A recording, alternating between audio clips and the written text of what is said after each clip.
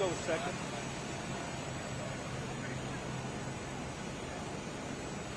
I mean, it's a guess.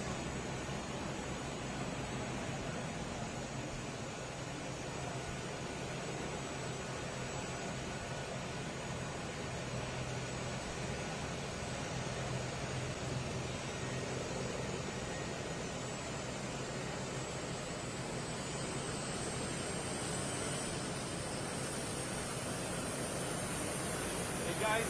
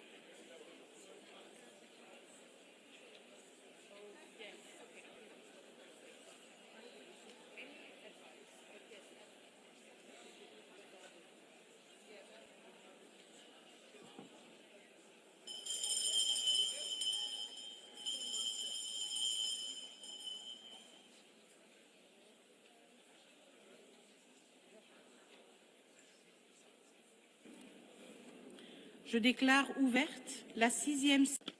I call to order the 6th plenary meeting of the General Assembly.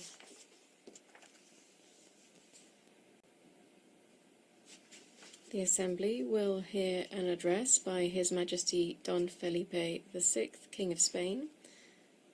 I request protocol to escort His Majesty and invite him to address the Assembly.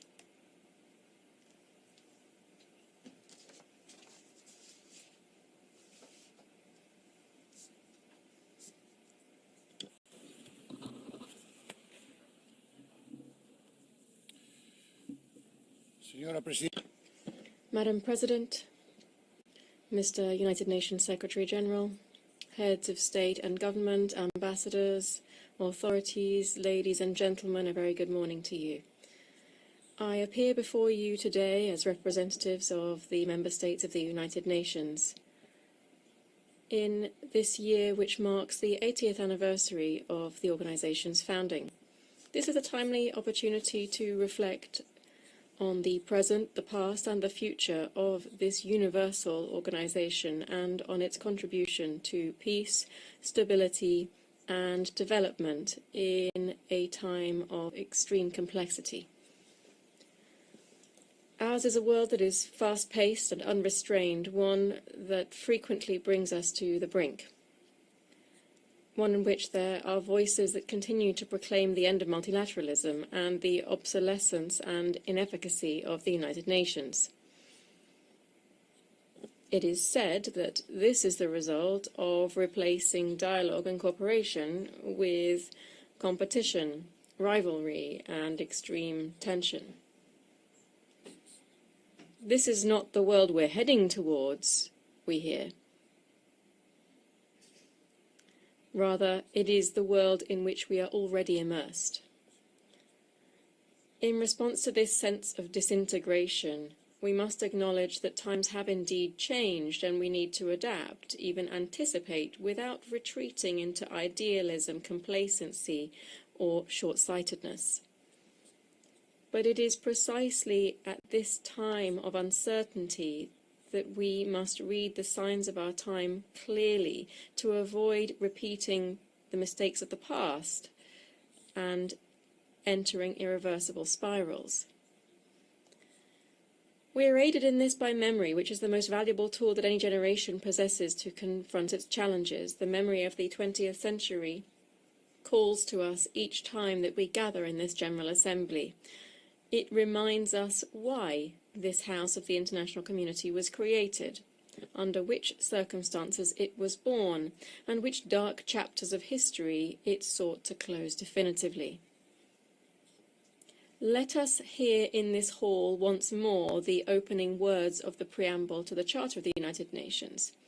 They begin, "We, the peoples of the United Nations, determined to save succeeding generations from the scourge of war." Which of the great ideals enshrined therein, peace, dignity, equality, justice, progress, has ceased to be relevant or to represent an ethical imperative? On which of these paths have we advanced sufficiently over these 8 decades to be able to declare that the journey of multilateralism and cooperation is complete?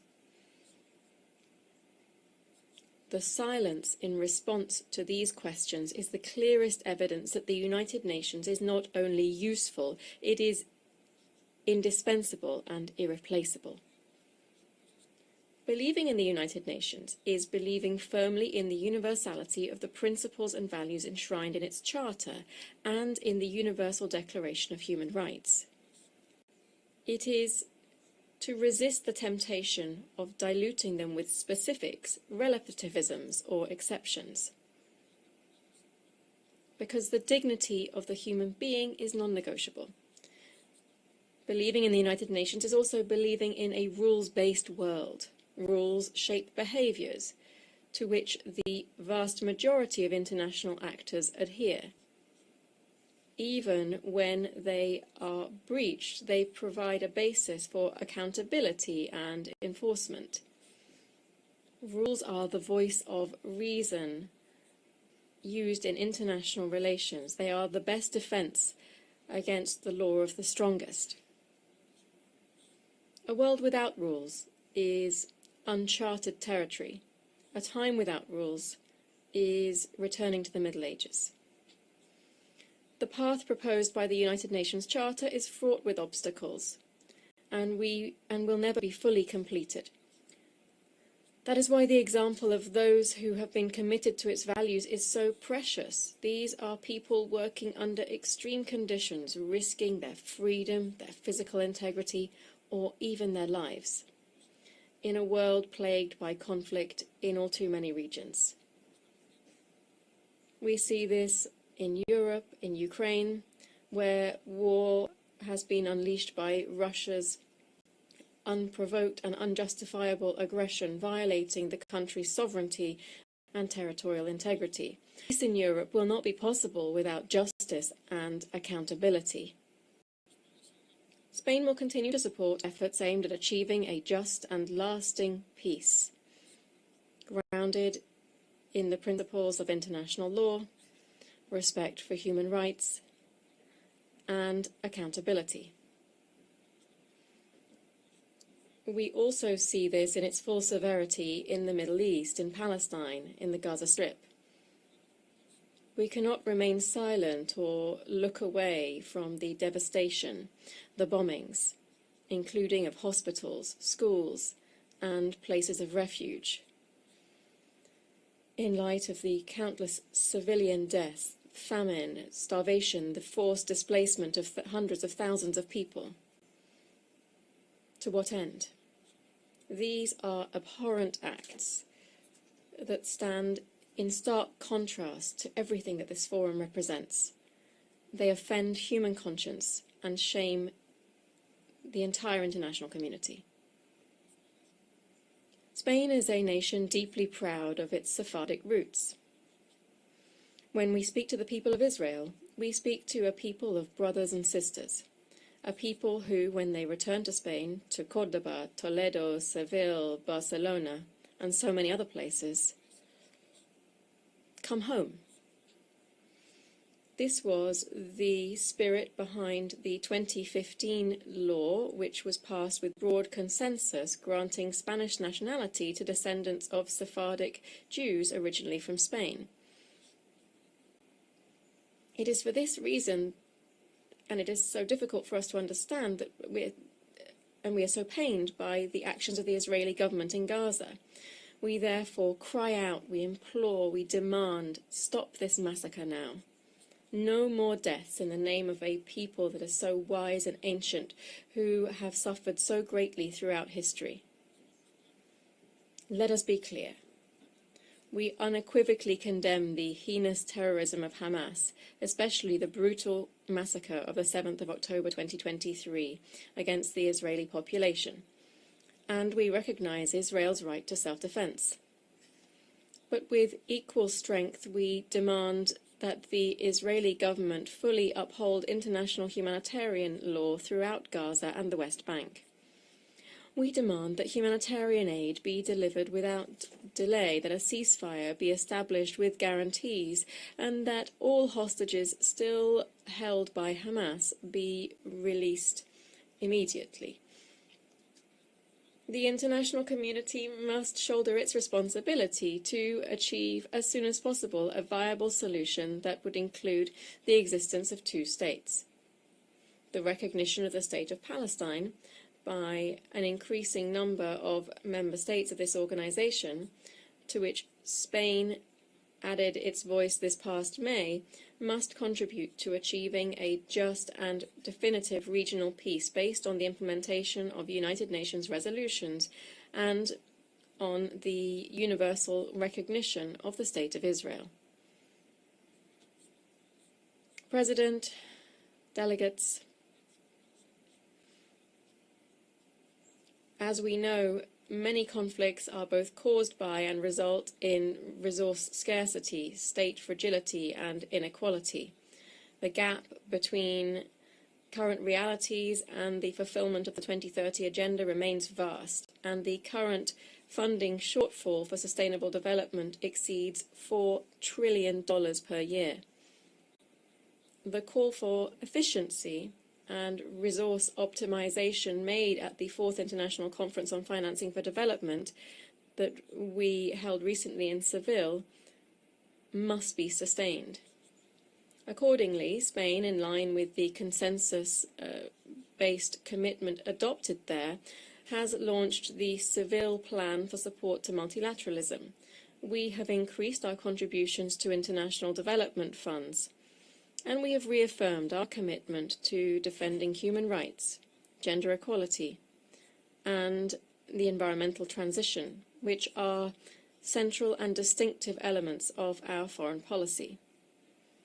Allow me to briefly address each of these three areas. First, human rights. Spain is, as of this year, a member of the Human Rights Council, enabling us to continue advancing causes such as the fight against racism, the abolition of the death penalty, and the promotion of economic, social, and cultural rights, while at the same time persisting in the struggle against all forms of discrimination.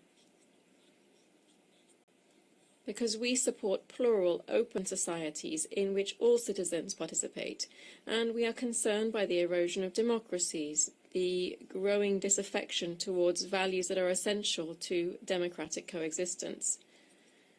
In these confusing times, which are testing our capacity for dialogue, we must remain steadfast in our commitment to these values. In harmony with these principles, we believe that immigration, when properly managed, is a vector of mutual development for countries of origin, transit, and host countries. We believe that the human rights of migrants must, therefore, be the principal reference for our actions. Therefore, we fully support the implementation of the Global Compact on Migration and the Global Compact on Refugees. Secondly, I wish to refer to gender equality. This year marks the 30th anniversary of the Beijing Declaration and Platform for Action.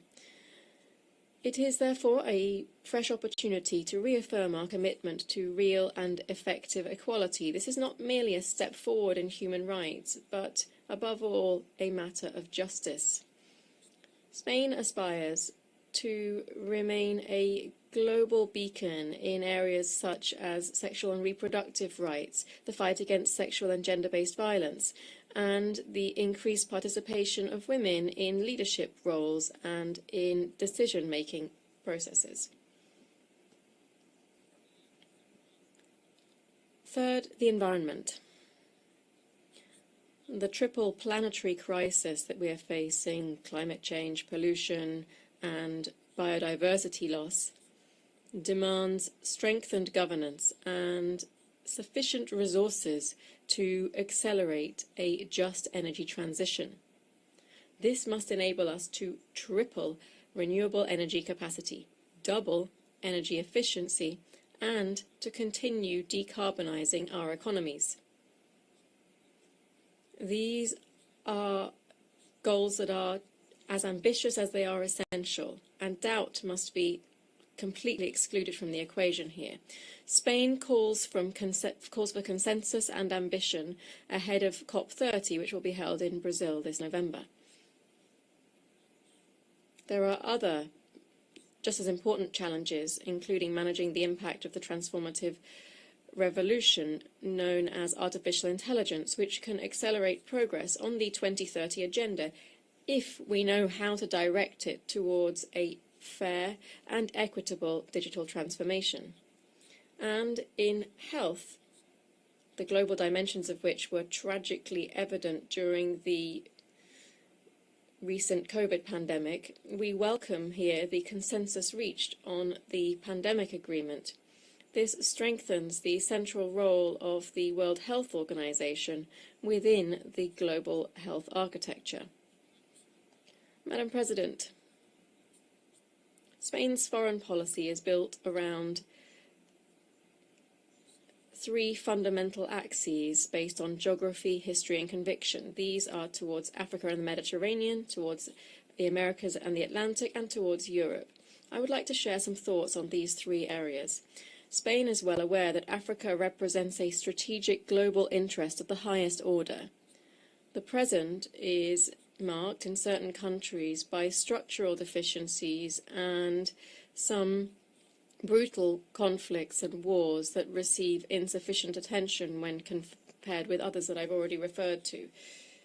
Here I'm referring to numerous peacekeeping operations in the region to which Spain contributes decisively. This is the case in Western Sahara, where Spain will continue to support the Secretary-General's personal envoy in seeking a solution that is acceptable and consistent with UN norms and frameworks. Africa's future will be shaped by a young, dynamic and proactive population that is increasingly engaged in global affairs. That's the future that we must support. Spain has therefore adopted the Spain-Africa Strategy 2025 to 2028. We want to develop a partnership based on concrete action and shared interests, and to promote vibrant African multilateralism embodied by the African Union and other sub-regional organizations. Strictly bilaterally speaking, I must mention the special relationship of neighbourliness and cooperation that binds us to the Kingdom of Morocco, which in recent years has been revitalised to the benefit of our peoples. Latin America and the Caribbean represent for Spain a community of kindred nations, an irreplaceable part of our identity strengthened by shared heritage, that is, the Spanish language, spoken by 600 million people around the world. Spain holds the pro tempore secretariat of the Ibero-American Community of Nations until the end of 2026, and Madrid will hold the next Ibero-American Summit. We will continue to support the EU's engagement in the region, which will culminate this year in the EU CELAC Summit that will be held in Colombia next month, November. The European Union is one of the greatest achievements of concord and a model for multilateralism. Its voice is more necessary than ever in these times. We therefore advocate for a union that is increasingly effective, cohesive, secure and competitive on the global economy. I think it's important to recall that on the 11th of June this year, we launched a definitive political agreement regarding the key aspects of the future accord between the European Union and the United Kingdom. This was a historic agreement that respects Spain's position on sovereignty and jurisdiction over Gibraltar, which will bring confidence, legal certainty and stability to the lives of the populations of the Campo de Gibraltar and Gibraltar itself. Madam President, I began speaking about the past and present of the United Nations, and I shall dedicate my last few words to its future. In these times of severe budgetary constraints, I call on all member states to reaffirm their commitment to this organisation. I encourage all of its personnel, led by the Secretary-General, to persist in their enormous efforts towards efficiency and effectiveness, prioritising those areas whose neglect would represent an unacceptable breach of the ethical standards that must always guide their work. We continue to believe in the need to advance reform initiatives, and we offer our capacity for dialogue and consensus building, as well as our firm multilateral conviction in this endeavour. On this 80th anniversary, which coincides with the 70th anniversary of Spain's accession to the organisation, I wish, Madam President, to renew my country's recognition of all of the men and women working within the United Nations. You are the custodians of the memory of the 20th century and the guardians of the hopes invested in the 21st. And it is now, when so many questions are surrounding multilateralism and cooperation, that we need you most. Thank you very much.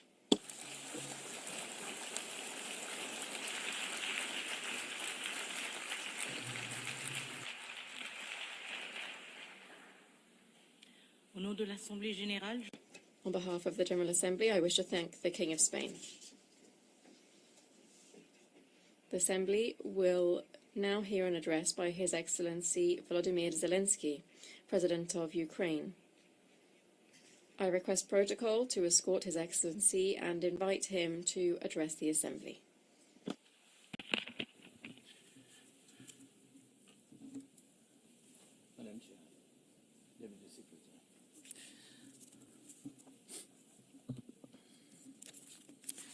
Dear leaders, dear friends, and all those who can become our friends, because you want safety and peace just as much as we do.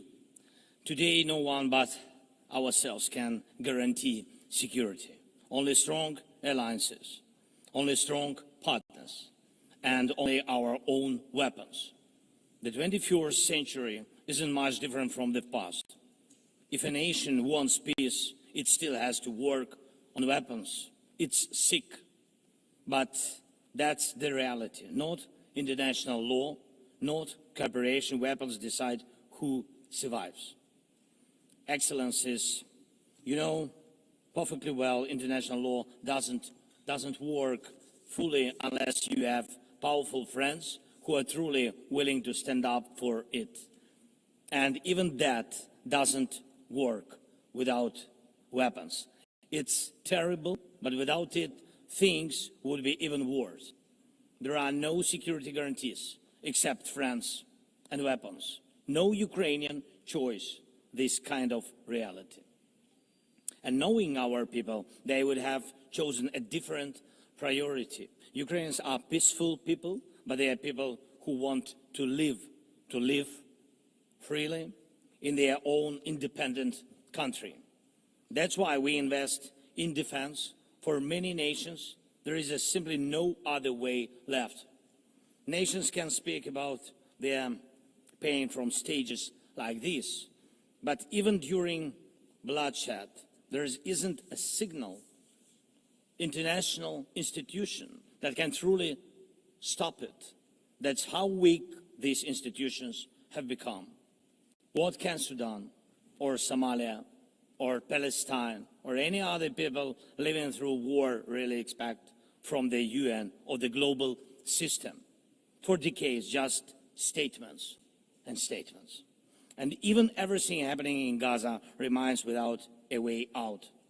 Even now, Syria, after all the changes, still has to appeal to the world to ease the sanctions that are choking its economy. It has to ask and wait. Syria deserves stronger support from the international community. And as Russia's war against my country goes on, people are still dying every week. Yet there is no ceasefire because Russia refuses. Russia abducted thousands of Ukrainian children, and we have brought some of them back. And I thank everyone who's helped. But how long will it take to bring all of them home?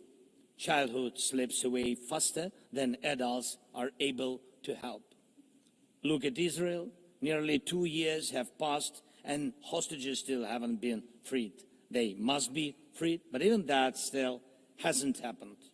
And for years, there have been no real answers to other threats, either chemical weapons and famine used as a weapon.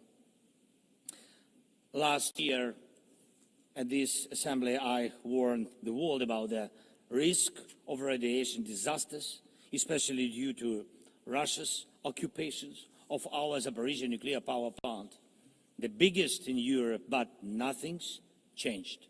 Nothing's. And yesterday, the plant went into blackout again, and Russia hasn't stopped shelling even in areas near a nuclear facility. And because of international institutions are too weak, this madness continues. Even being part of a long-standing military alliance doesn't automatically mean you are safe. Just recently, 19 simple Russian drones violated Polish airspace, and only 4 were shut down. Luckily, they were not shaheeds, or even worse.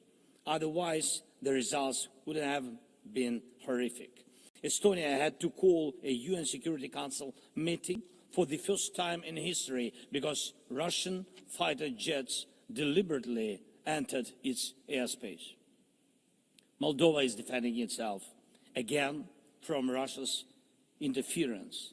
We have helping Moldova, and Russia's trying to do to Moldova what Iran once did to Lebanon. And the global response, again, not enough. We have already lost Georgia in Europe.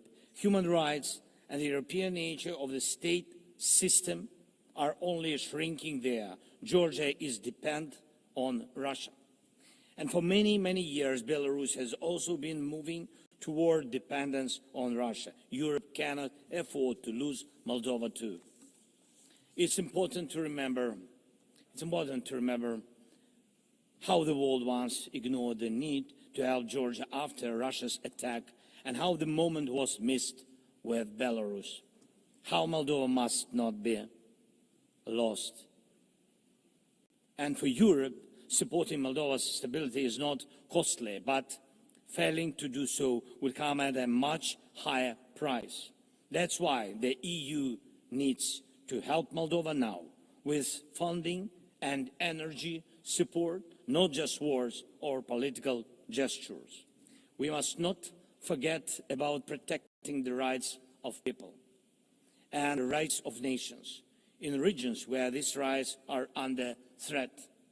The UN Charter and the Universal Declaration of Human Rights must apply everywhere. But the Taliban in Afghanistan dragged a whole country back into the dark ages. Cartels in some Latin America countries are more powerful than the government there. This is all about collapse of international law and the weakness of the international institutions. And so it's about the rise of weapons. Weapons decide who survives. Excellencies, yesterday President Trump stood right here in this hall, and God saved him from a murder attempt during the campaign. A shot was fired from a rifle, and just a fraction of an inch saved his life. Just days ago, President, along with hundreds of thousands of Americans, honored the memory of Charlie Kirk. Sadly, his life was cut short by a bullet. Once again, violence with a rifle in hand. We also mourn the Ukrainian woman, Irina Zarutska. She was brutally killed with a knife here in America, the very country where she was seeking refuge from Russia's war. And almost every day, when we open the news, we see headlines about violent attacks happening all around the world. Most of it is done with weapons. People are already used to, but weapons are evolving faster than our ability to defend ourselves. Now, there are tens of thousands of people who know how to professionally kill using drones. Stopping that kind of attack is harder than stopping any gun, knife, or bomb. This is what Russia has brought with its war. It used to be that only the strongest countries could use drones because they were expensive and complex. Now even simple drones can fly thousands of kilometers. War tech doesn't care about geography anymore. It's now reshaping it. Just recently, airports in Europe had to shut down because of drones. Authorities couldn't even say what kind of drones they were, who sent them, or from where. Last week, North Korea announced the test of a tactical strike drone. That means even countries with limited resources can now build weapons that are dangerous to their neighbors. Ukraine and nations like Saudi Arabia know all too well how dangerous Iranian attack drones are. But what happens when all the types of drones become available, even to small terrorist groups or cartels? The world moves too slowly to protect itself. And weapons move fast. Now companies are already working on drones that can shoot down other drones, and it's only a matter of time, not much, before drones are fighting drones, attacking critical infrastructure and targeting people all by themselves, fully autonomous and no human involved except the few who control AI systems. Dear leaders, we are now living through the most destructive arms race in human history, because this time includes artificial intelligence. And if there are no real security guarantees except friends and weapons, and if the world can't respond even to old threats, and if there is no strong platform for international security, will there be any place left on Earth that's still safe for people? We need global rules now for how AI can be used in weapons, and this is just as urgent as preventing the spread of nuclear weapons. We need to restore international cooperation, real working cooperation for peace and for security. A few years from now might already be too late. 10 years ago, war looked different, and no one imagined that cheap drones could create dead zones, areas stretching for dozens of kilometers where nothing moves, no vehicles, no life. People used to imagine that only after a nuclear strike. Now it's drawn reality.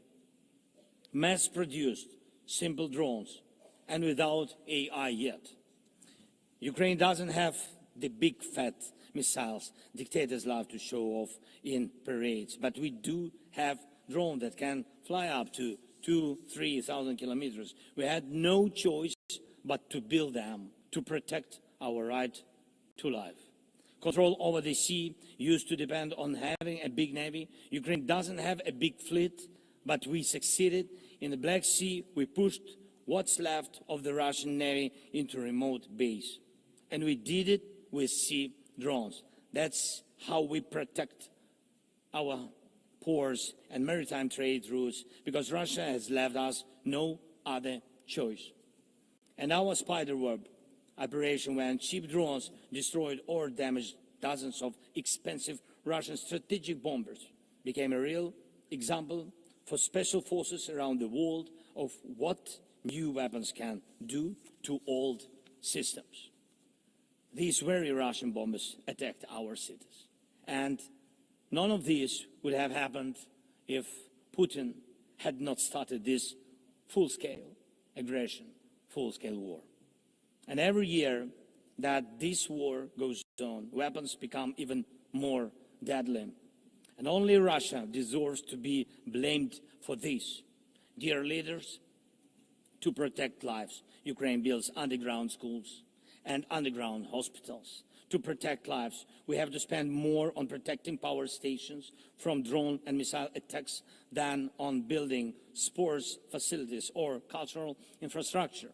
Ukrainian farmers are learning how to protect their equipment from Russia's FPV drone strikes, and for them that challenge is far greater than climate change. Russia's war has put us in this situation, but do you have protection against similar threats? The facts are simple. Stopping this war now, and with it, the global arms race, is cheaper than building underground kindergartens or massive bunkers, critical infrastructure later. Stopping Putin now is cheaper than trying to protect every port and every ship from terrorists with sea drones. Stopping Russia now is cheaper than wondering who will be the first to create a simple drone carrying a nuclear warhead. So we must use everything we have together to force the aggressor to stop. And only then do we have a real chance that this arms race will not end in catastrophe for all of us. If it takes weapons to do it, if it takes pressure on Russia, then it must be done. And it must be done now. Otherwise, Putin will keep driving the war forward wider and deeper. And we told you before, Ukraine is only the first, and now Russian drones are already flying across Europe, and Russian operations are already spreading across countries, and Putin wants to continue this war by expanding it, and no one can feel safe right now. So first, we are now building a new security architecture for ourselves. More than 30 countries are already part of our coalition, and we are strengthening our army, launching joint weapons production with partners, and defining financial commitments for defense in a way that could become a security model for any other nation. If security guarantees work for Ukraine, something more than just friends and weapons, it will mean that people were able to make national security not a privilege for a few nations, but a right for everyone. Second, we are ready to make our modern weapons become your modern security, your modern weapon. And we have decided to open up arms exports. And these are powerful systems tested in a real war when every international institution failed. And we are also ready to grow our defense production together with strong partners so that their protection is modern and reliable. You don't need to start this race from scratch. We are ready to share what has already proven itself in real defense. And third, many in the world are still relaxed. Still. But look at how many countries are here at this General Assembly, countries that are at war, or just came out of war, or are trying to stop one, or openly getting ready for one. War has already reached too many people to pretend it has nothing to do with you. So it depends on you.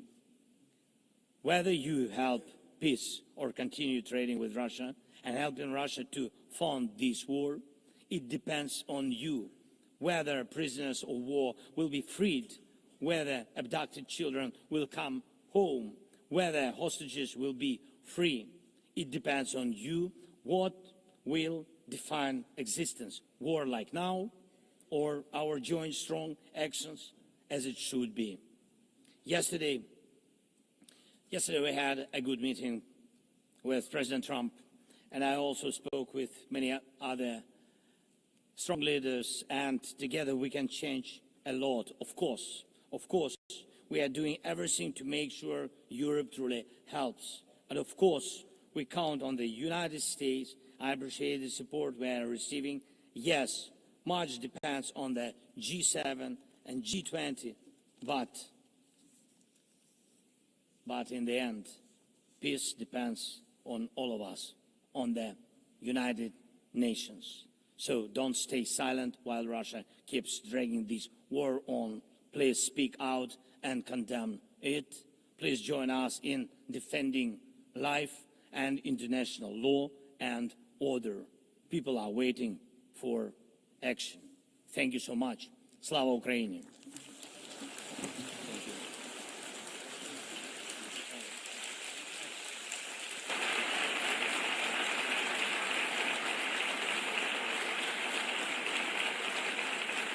Au nom de l'Assemblée générale. On behalf of the General Assembly, I wish to thank the President of Ukraine. L'Assemblée va The Assembly will hear an address by His Serene Highness, Prince Albert II, Sovereign Prince of Monaco. I request protocol to escort His Serene Highness and invite him to address the Assembly.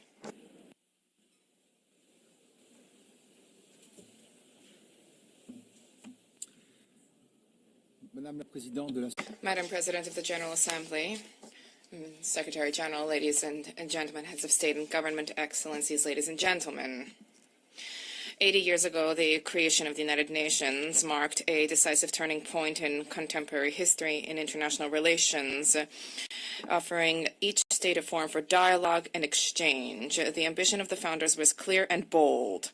All nations, large and small, need to be able to participate on equal footing in crafting collective solutions, equality, respect, dialogue. This is the heart of the multilateral spirit and underpinning the values where Monaco found its place within the concert of nations. Over these past 8 decades, the United Nations has supported and ushered in major turning points: the reconstruction of Europe after the Second World War, the process of decolonization, the hope of an international order that is more peaceful after the Cold War. The organization contributed to the establishment of robust international law, the adoption of numerous treaties, law of the sea, counterterrorism treaties, protection of the environment, the promotion of human rights. Monaco ratified more than 270 of these treaties, which, beyond their symbolic dimension, govern the day-to-day lives of our population. The UN also played a key role in the maintenance of international peace and security. On all continents, these operations help to prevent conflict and to support democratic transitions. International justice, specifically through the judgments rendered by the International Criminal Tribunals, have been significant sources of progress in combating impunity for the gravest crimes, and the International Court of Justice remains a pillar when it comes to peaceful resolution of disputes. The United Nations has been a pioneer in ecological awareness, raising the protection of our planet, mobilizing governments, scientists, civil society to put together concerted strategies, and these are issues which are of tremendous importance to us. The UN has shed light on the role of sports as a vector for peace, for inclusion, for development. Our principally welcomes the fact that sport is increasingly taking pride of place in the work of the organization. Madam President, we are cognizant of the progress that has been made over the past 8 decades, and yet we have more challenges to surmount, which requires resolute collective action. The progress that we have made is significant, but we have a grim reality. We are in a multipolar world where international realities are significant. There are proliferation of peacekeeping operations show that dialogue and preventive diplomacy, unfortunately, do not always generate the anticipated results. International security is today gravely imperiled. International tensions and conflicts are spreading in all 4 corners of the world, and this makes it all the more necessary for there to be a reaffirmation of the core principles of the United Nations: sovereignty of states, peaceful dispute resolution, respect for international law, and human rights. In this regard, the Principality of Monaco firmly condemns the war of aggression targeting Ukraine and the suffering this has inflicted upon civilian populations, and I reiterated this message just now to President Zelensky. I cherish the hope that a just and lasting negotiated peace agreement can be found soon to guarantee security and to rise to the expectations of the Ukrainian people. In the Middle East, violence has generated unacceptable human suffering casualties. The risk of regional conflagration requires that there be an immediate de-escalation, protection of civilians, the unimpeded delivery of humanitarian assistance, and a sincere relaunch of the peace process on the basis of the 2 states. Peace is not a utopia. Peace is an overriding necessity. These security-related challenges are compounded by environmental challenges. The international community recently met in Nice for the 3rd UN Conference on Oceans, vehemently recalling the need to act for the protection of seas and oceans. The Principality organized, before the conference, a Blue Economy and Finance Forum. Heads of state, economic leaders, investors, philanthropists, development banks, NGOs, 1,800 participants arrived from nearly 100 countries, responding to the call to mobilize more financial resources to invest in a sustainable, regenerative blue economy. And yet, the commitments made notwithstanding, there are still challenges. BBNJ was adopted in January last, and this should lead us to implement immediately measures for the conservation and sustainable use of the diversity in the high seas. The fight against climate change is a responsibility, a historic responsibility. Acceleration of extreme events requires credible, immediate, financed responses. We are traversing a significant difficulties. There is science which is accessible, abundant, more reliable than ever before.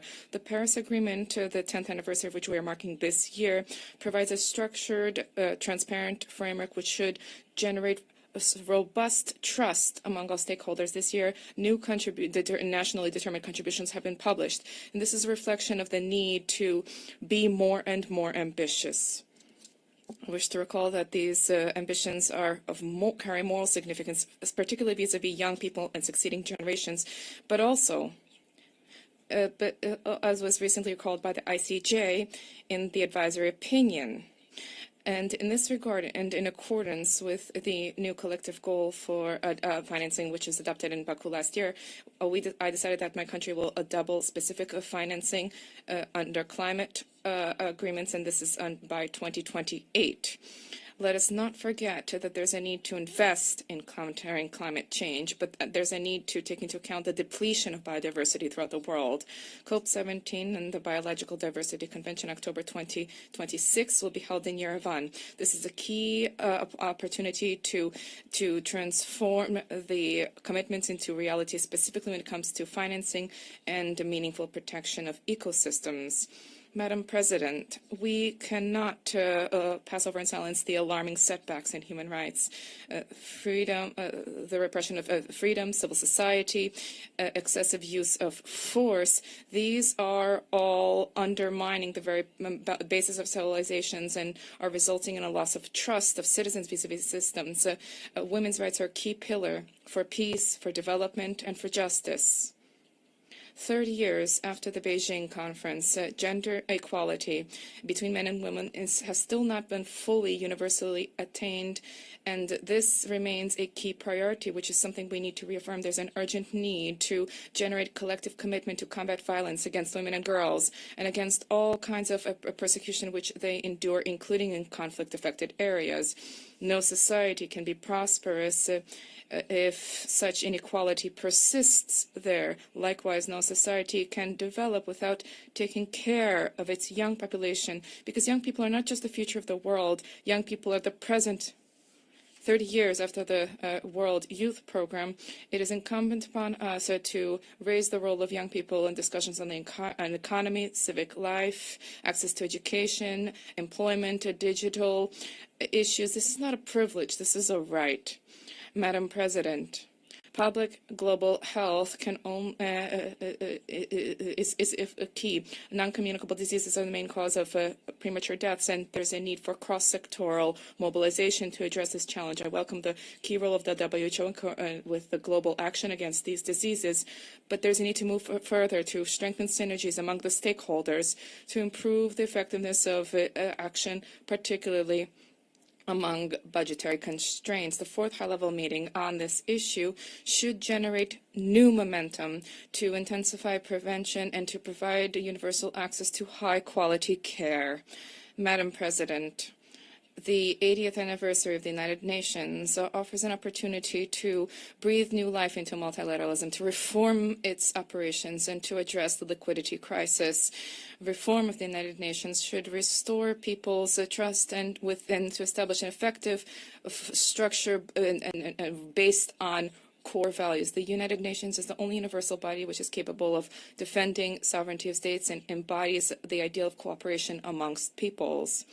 But this is not only at the UN headquarters. The specialized institutions, UNESCO, FAO, and IAEA, and many others. These all play a critical role by providing concrete support for environmental, educational, and social policies of states, helping them to fully meet their responsibility without duplication of mandates in New York. And let us recenter the work of our organization to focus on the priorities enshrined in the Charter.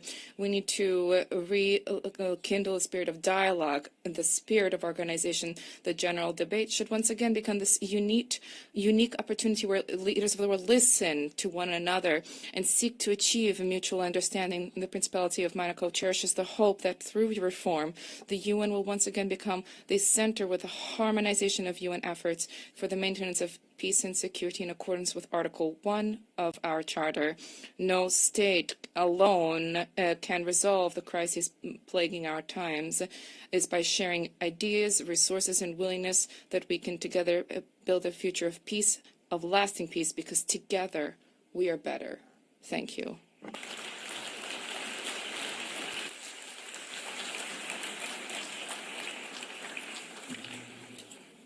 Au nom de l'Assemblée générale, je tiens On behalf of the General Assembly, I wish to thank the Sovereign Prince of Monaco. l'Assemblée va The Assembly will hear an address by His Excellency Masoud Pezeshkian, President of the Islamic Republic of Iran. I request protocol to escort His Excellency and invite him to address the Assembly.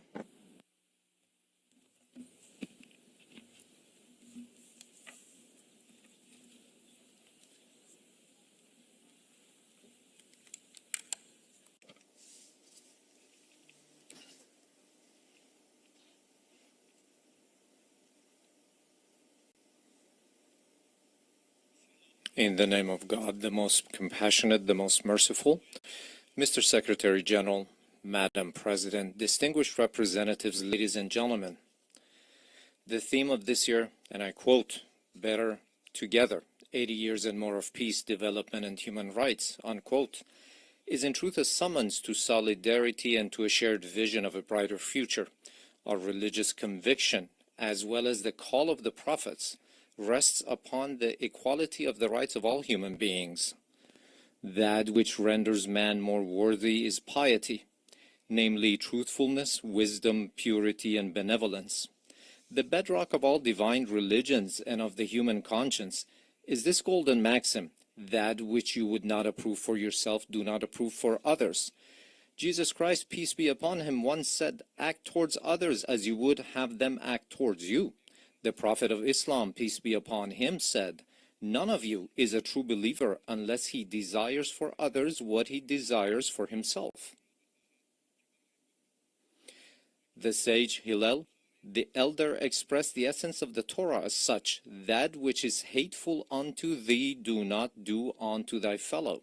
In the traditions of the Orient, likewise, the central teaching is this very principle, and secular schools of ethics grounded in reason and conscience have arrived at the same conclusion.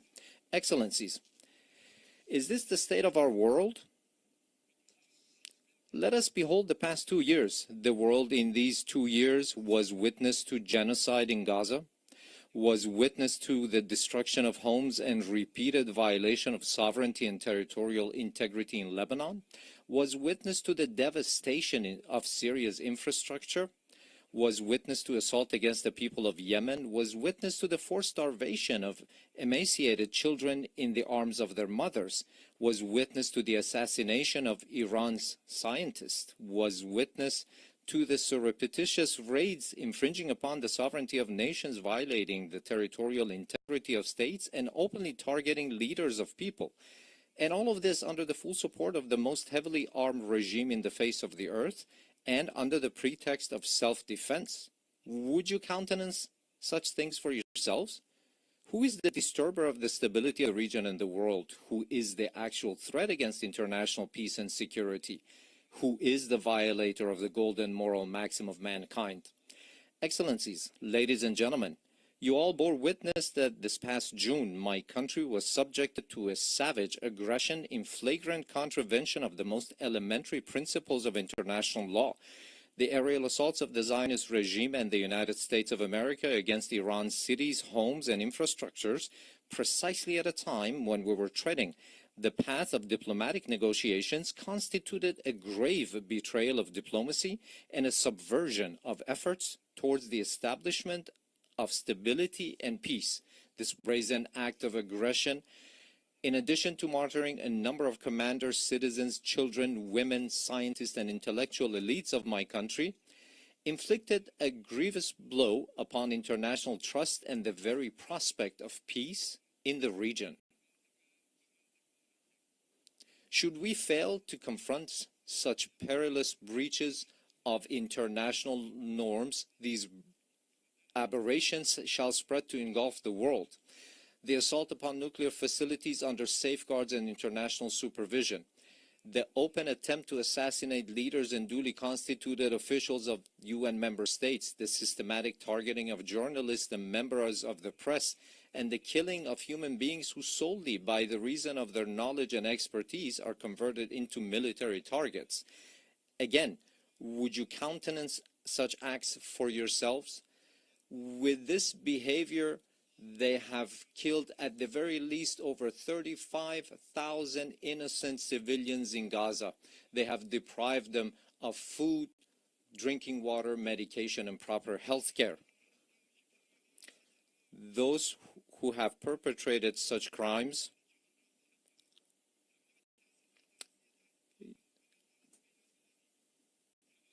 this nation, with a magnanimous spirit and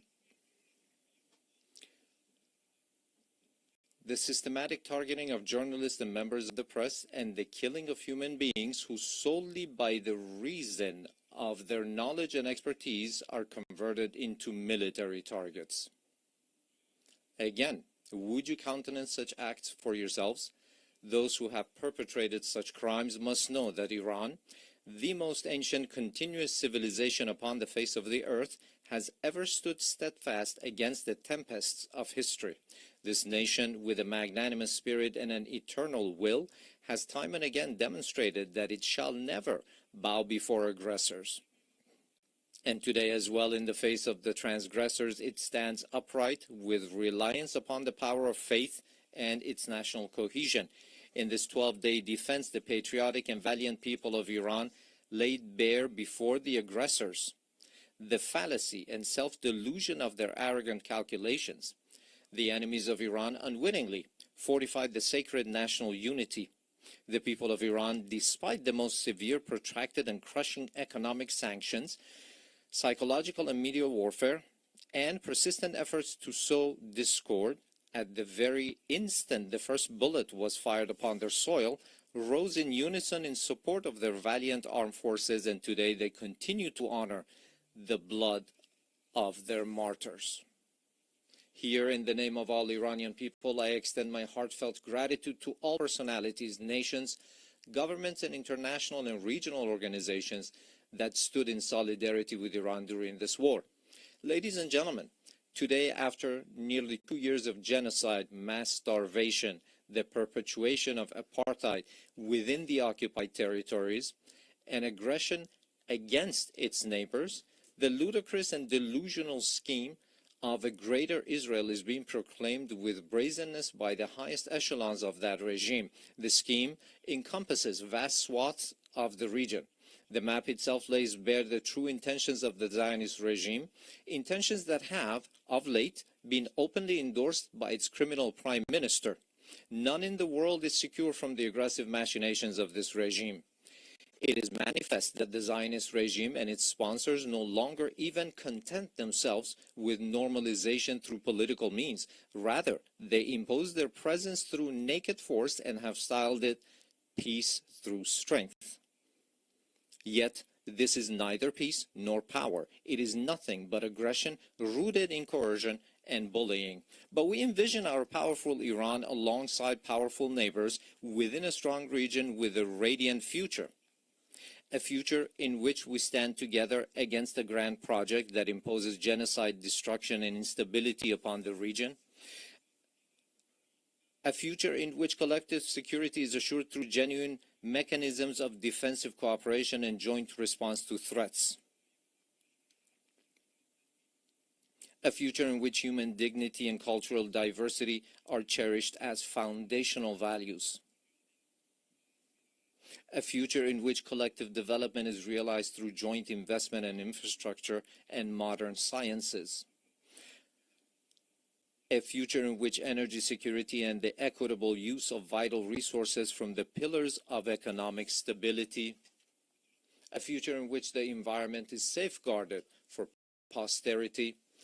A future in which national sovereignty and the territorial integrity of states are regarded as non-negotiable principles, a future not in pursuit of peace imposed by force, but founded upon strength derived through peace.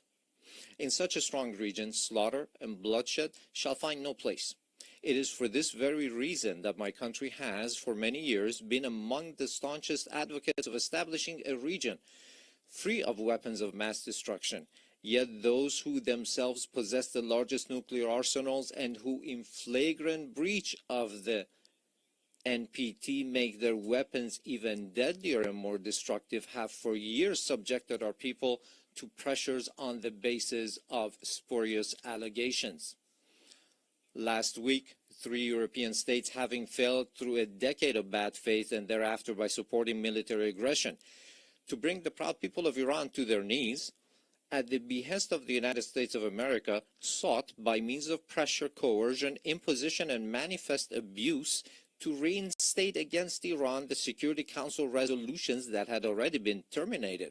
In doing so, they set aside good faith. They circumvented legal obligations. They sought to portray Iran's lawful remedial measures taken in response to the United States' withdrawal from the JCPOA and to Europe's breach and utter incapacity as a gross violation.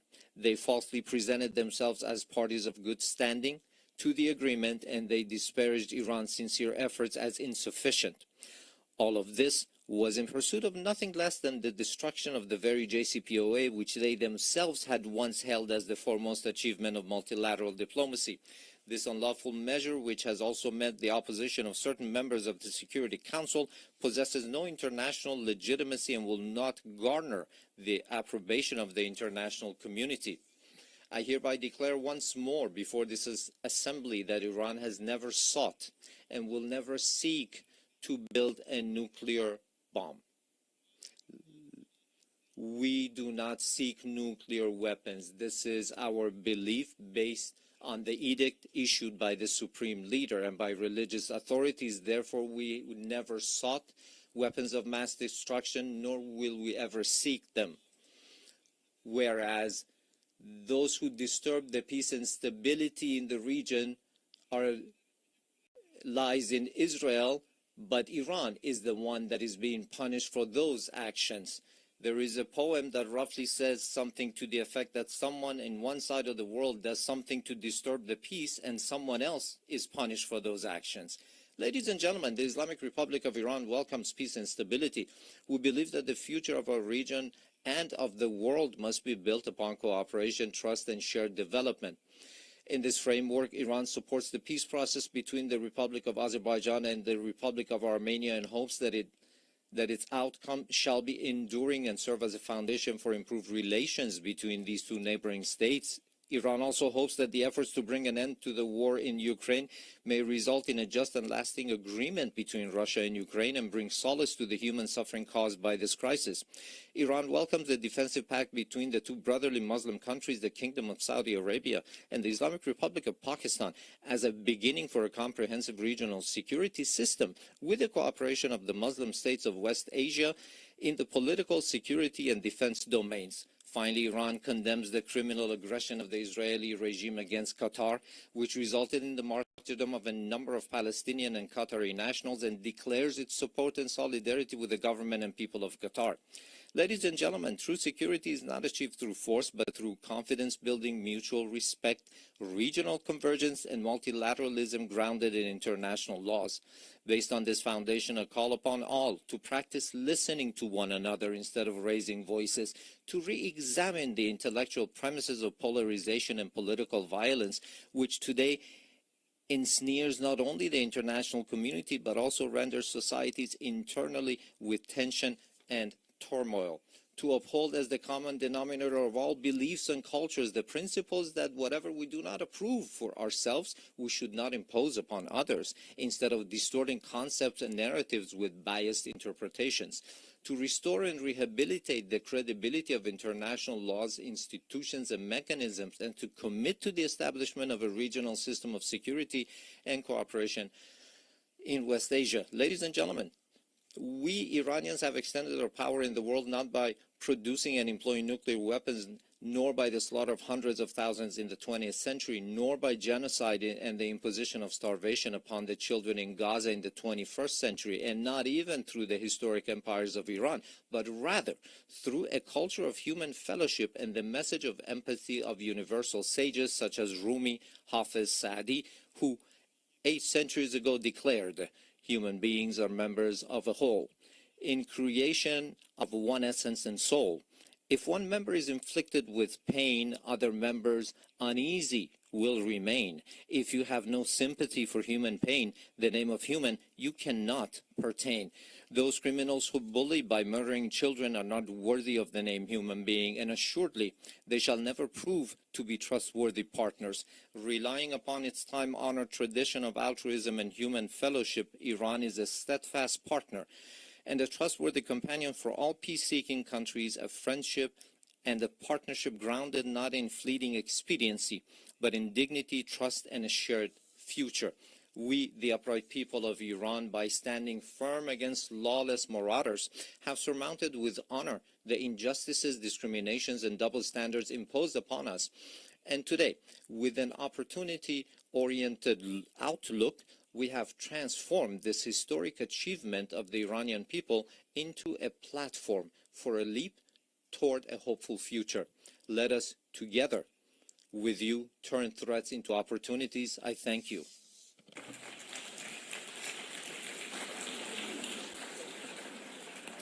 On behalf of the Assembly, I wish to thank the President of the Islamic Republic of Iran.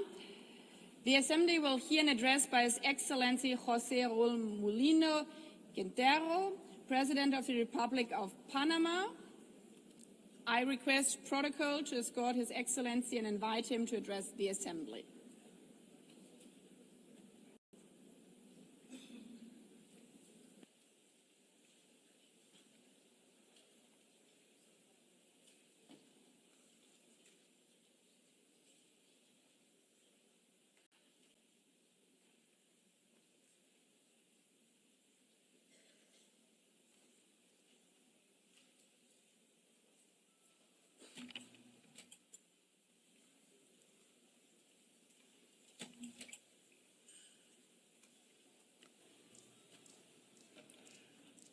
Muy buenos días. A very good morning, Madam President, distinguished heads of state and government, honourable delegates.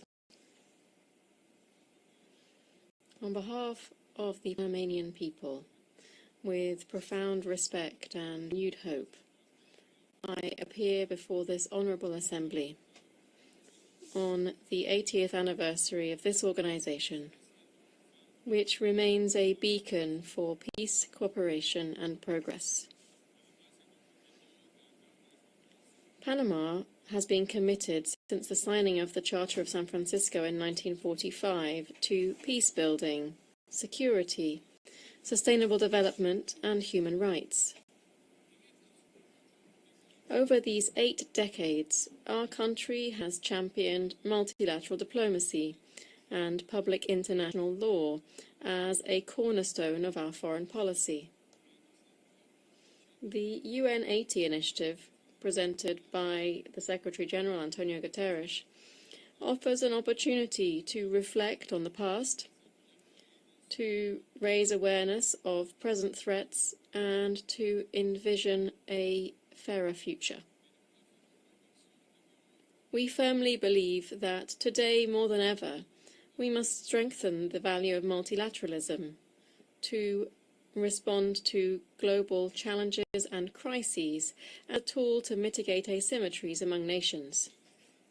In this regard, I wish to highlight that multilateral policy contributed to our country's removal, for instance, from discriminatory lists imposed by the European Union and the Financial Action Task Force. Since it does not make sense to be a member of the Security Council of this organisation while at the same time appearing on lists alongside countries that promote terrorism, we believe it is the right time to undertake a comprehensive reform to make the Security Council more effective, to make the General Assembly more representative, to make specialized agencies more inclusive, and, above all, to reduce bureaucracy. Panama, just like other countries, calls for greater representation of Latin America and the Caribbean in decision-making bodies. The time has come to update the architecture of multilateral governance.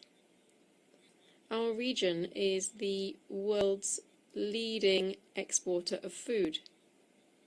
It is home to a strategic canal linking the Atlantic and the Pacific, and it holds more than 50% of the planet's biodiversity. We are major suppliers of minerals. We possess the largest freshwater reserves. We live together in peace, and we strive to preserve this. All of these elements make us a key global actor, and we must ensure that our representation reflects our role and our global significance. In line with our mission to contain and prevent the tragic outcome of a global war, which was its fundamental raison d'être, the United Nations is also facing a challenge of promoting urgent action to achieve the Sustainable Development Goals.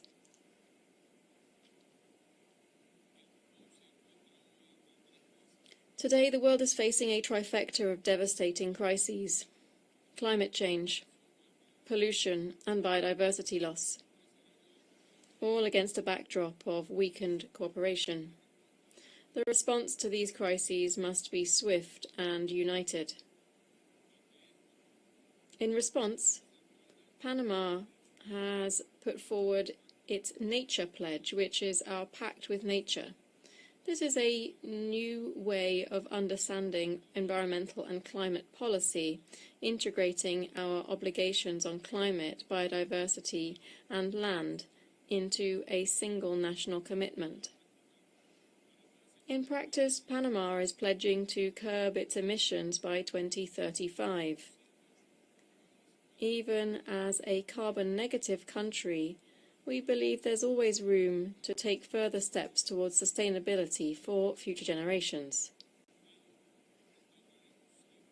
To this end, we will be restoring 100,000 hectares of priority ecosystems, including mangroves and water basins, because nature, we think, is our front line of defense against climate change. Panama trusts in a renewed United Nations, one that strengthens digital security and international cooperation with ethical and inclusive principles, that supports just energy transitions, and one that upholds freedom of expression. In this spirit, we reaffirm our unwavering respect for freedom and democracy in our region, which continues to suffer from instability at the hands of those who disregard the popular will expressed through the ballot box, or who simply do not permit open and transparent elections.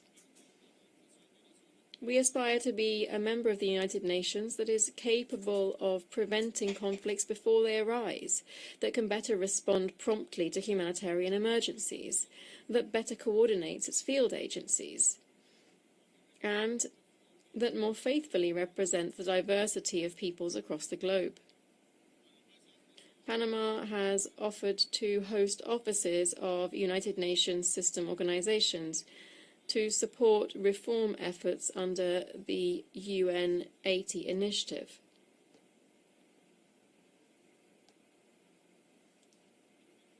I also wish today to express my solidarity with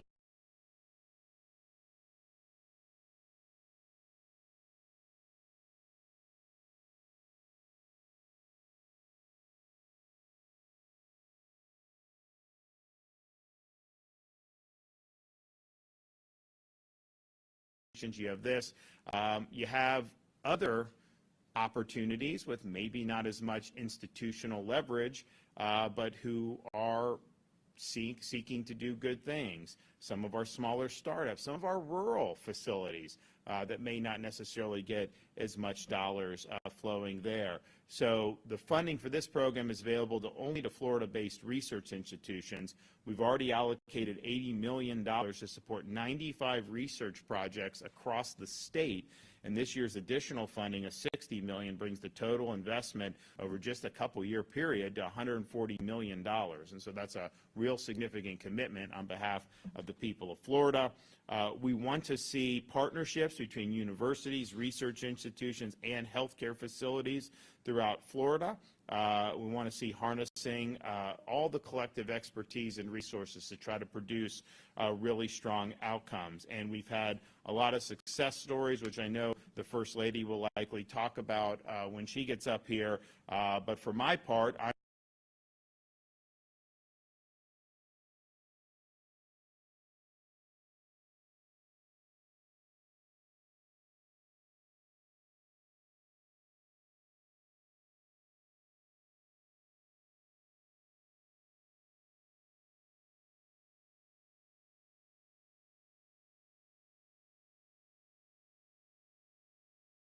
Here, my mom got a message saying that the school was on lockdown and that somebody was stabbed. They wouldn't tell us who it was. We couldn't get a hold of my little sister. So my mom came in, woke me up. I ran out of this house, no shoes on, came up here to check on her. I finally got a hold of her and found out that her teacher wouldn't let her call nobody. The school was on lockdown. Her teacher wouldn't let her call nobody. So I finally got a hold of her, found out that it wasn't her, that it was two boys. And so they wouldn't let me get her out, though. She was having a panic attack, and she's diagnosed with panic attack in her thing, and they still wouldn't let me come and get her out. So I'm trying now to go down and get her out. And from what we understand, just to give you an idea, we've been told that at least 3 students were stabbed, and one of a student is in custody. I guess what's your reaction to that, knowing that your daughter was around all that? It's just crazy. She's my sister, yeah. Sorry, it's absolutely crazy. There was a guy with a gun in here last week. Friday, there was a kid with a gun in the school. They don't check the school, they don't check the kids, they don't check the bags. There's metal detectors that don't even work, because if they did, this wouldn't be happening. If the metal detectors worked, this would not be happening. Or because they would catch them at the door. But instead, they're getting shit into the school. I'm sorry. They're getting stuff into the school that shouldn't be in there. There's metal detectors to get it out, and yet they're still getting them into the school. It's bullshit. And I guess talk to me about just how you are feeling in this moment as someone who's very careful of your sister. I am very pissed off. I am very pissed off that the Pittsburgh public school system has failed all of these children. This would not be happening if the Pittsburgh public school system gave a shit enough to make sure those metal detectors worked, make sure those fucking security guards, and made sure that there was nothing in that school. Because if they did their jobs and the metal detectors worked and everything was supposed to be how it is, or is how it was supposed to be, none of these kids would be in the hospital. None of these kids would be going to jail because they would have been stopped at the front door. And I guess, what are you hoping for from here? What are you calling on Pittsburgh Public Schools to do from here on? They need to fix all of their metal detectors. They need to have their security guards checked and made sure that they're doing their job. When I went here, they allowed us to walk out the doors. Okay? They didn't care about us. They've never cared about us. They need to get their shit together and start taking care of our kids, because these are our future. This is our future, and they don't give a shit about them. Kids are dying, and nobody gives a shit. And it's bullshit. Like, all of this could be prevented if they just gave a shit about our kids enough to fix their stuff. They're putting money into stuff that isn't necessary and not putting money into the metal detectors, the security guards getting the proper training that they need and actually wanting to do their job. Because if they did, this would not be happening. And you mentioned that you're here to pick up your sister. Have you spoken to your sister? So I finally spoken to her. She is doing okay. She's scared. She's completely terrified. But she's alive. She wasn't stabbed. And at this point, that's all I could be thankful for. And that's sad. It's sad that all I'm thankful for is that my sister didn't get stabbed in school where she's supposed to be safe. And did she give any indication of where she was? She was right down the hall from where it happened. So she was about, they said that it happened on, she said that it happened on the 500, the one right down from her. I don't exactly know where it was. She's terrified. She just wants to come home. Did you give any indication that she knew any of the people involved? She didn't know. She actually sent me a video of the hallway that somebody showed her. If you want me to show it to you. Yeah. There's just blood all over the hallway. It's horrible. Like, these kids are scared to go to school. This is where they're supposed to learn. And they're scared to go to school. How are they supposed to get an education if they're scared to come here? And it's not like they're scared to get bullied. They're scared for their lives. They're scared to die. And that is wrong. This is our schools. This is where they're going to learn to be our future. Like, one of these kids could become president one day, and they might not, because they might get shot in school and die and never even have the opportunity to become what they're supposed to become, because our government and our school system just doesn't give a shit. Like, I just don't understand. These are our future. This is our children. And all that it could take is metal detectors and security guards that give a shit. That's not a lot to ask for. It's not. Okay, I'm coming in late. Do you know if there are metal detectors? There are. There's metal detectors at the front door, and and in the lunchroom where they go in for the morning. So they go in the lunchroom in the morning, and there's 2 sets of metal detectors that they have to walk through, and they check their bags. There's no reason this should have happened. None. And your sister? Yeah. How old is she? She is 15. She just turned 15. And she texted you? Yeah. Do you mind reading us the text? Yeah. She said they want. I said, Lily, call me now, please. She said, I can't. I'm in class, and Mr. Wright and it's Mr. Wright's class. He won't let me. He'll yell at me. I said, excuse my language. I said, fuck him. Call me on speaker right now. She said, we have been on hold since 8:29. No, Bella. I said, yes, Lily. I'm waiting at the school to get you. 3 kids got stabbed. She said, what? For real? I said, yes, Lily, please call me. She said, they won't let me leave. They won't let me call you. I said, I know, I'm waiting. Where is Ace? Because her best friend also goes to the school. She still can't get a hold of him. So I don't know if he's okay. Did you get a notification from the school? So this isn't my daughter, this is my sister. My mom got a notification about a half hour after the fact, after it all started. I got up here, the police were already here. They wouldn't tell me what was going on. I couldn't get a hold of her. The teacher wouldn't let her answer the phone. I didn't get a hold of her. I sat up here for an hour before I got a hold of her, finding out stuff from other parents that were just showing up, trying to figure out what was going on. All because the school's on lockdown, so the teachers won't let them use their phones. The school's on lockdown. You should let the kids use their phones and tell their parents that they're okay. And on top of that, it should never have happened. Like, these are our future. These are our kids. And they're just letting, like, a Friday, there was a kid with a gun in the school. How do you get in if the metal detectors work? If you're checking those kids' bags like you're supposed to, and the metal detectors work, how the hell did they get that kid to get that gun into school? How the hell did they get a steak knife into school? Like, this is where they're supposed to go to learn, and they're scared to go to school because they're scared they're gonna die. When I was a kid, I was scared to get bullied. I was scared to get made fun of. Normal kid things. I wasn't scared that I was gonna get shot in my classroom. How do you know it was a steak knife? There was a picture. It broke off in one of the kids. I don't know if you want me to show one of the cameras. We'll get you to text it to us. Perfect. Okay, can I get your first and last name? Isabella Gaeta. Could you spell that? Isabella Gaita. Okay. Thank you. Thank you. I'm really sorry. The last name again, Gaita. Gaita.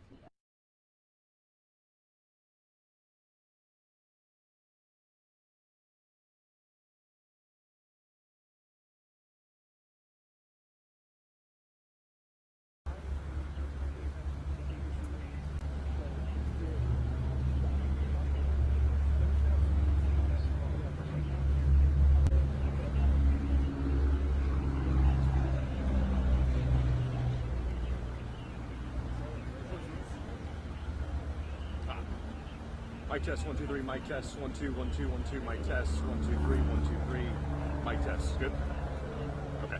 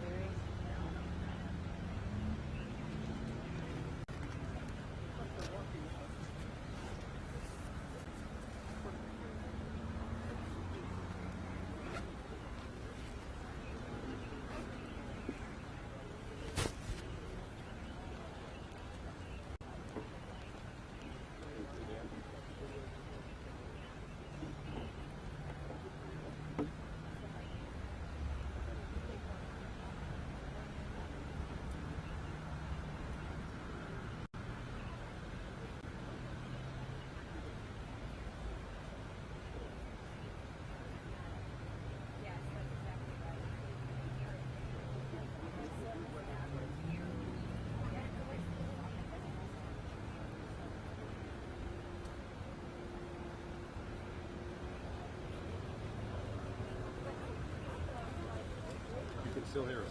Are you you're gonna pound it up and down?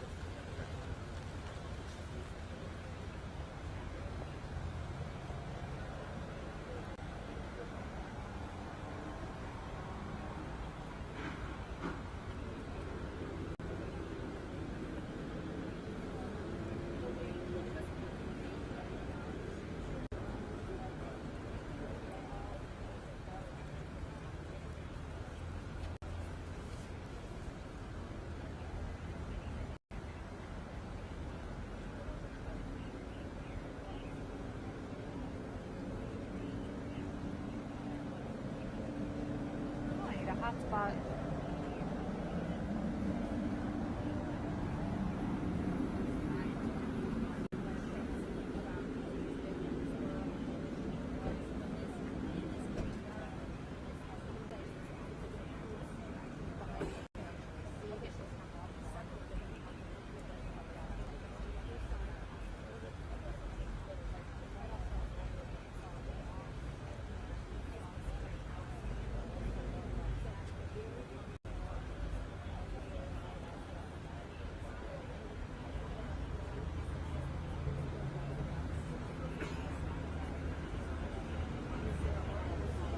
Hotspot with you?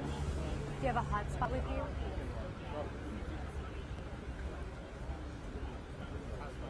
I might.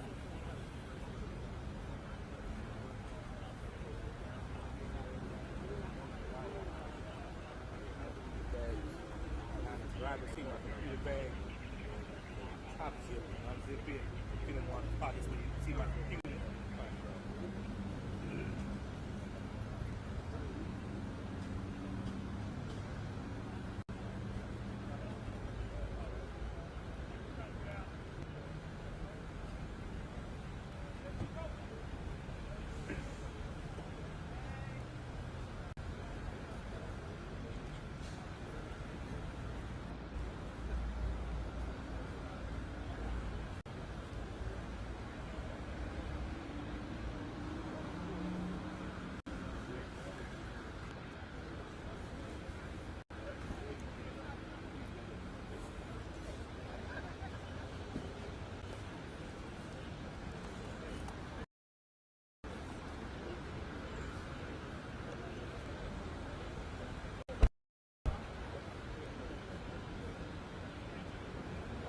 Yep. Do you see our live? You mean me physically or our live shot?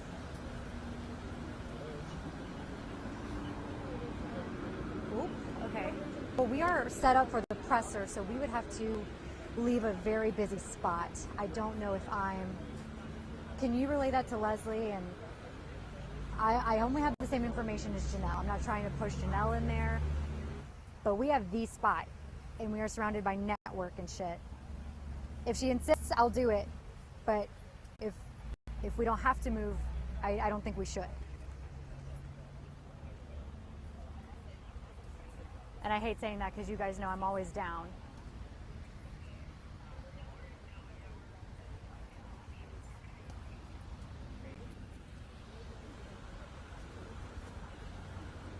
I wasn't sure where this was. I'm sorry. I just...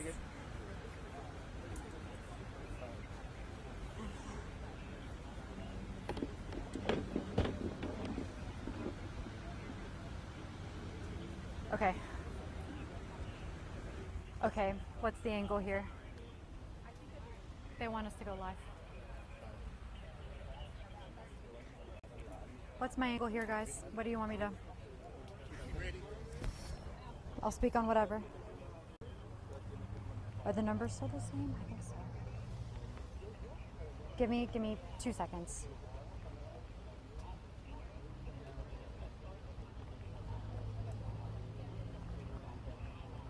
Okay. I'm just making sure numbers are still the same. Golly.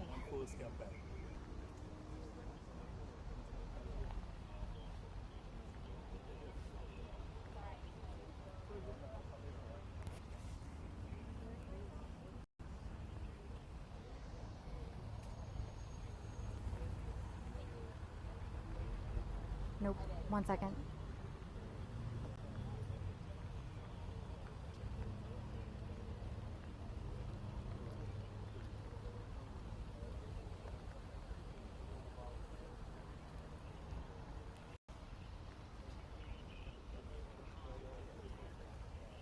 Let's do it. I'm probably going to make it quick.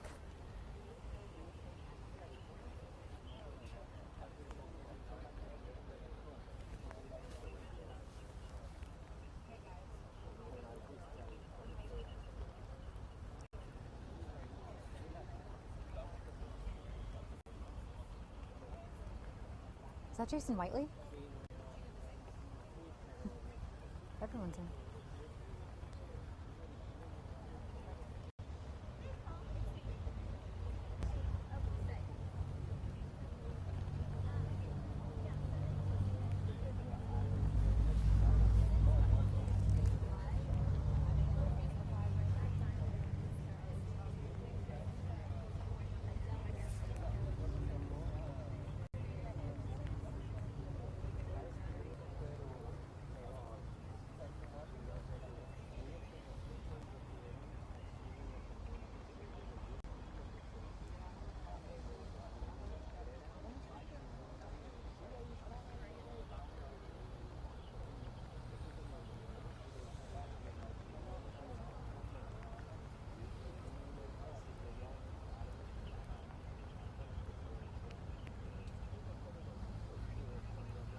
You're so okay, you're so okay.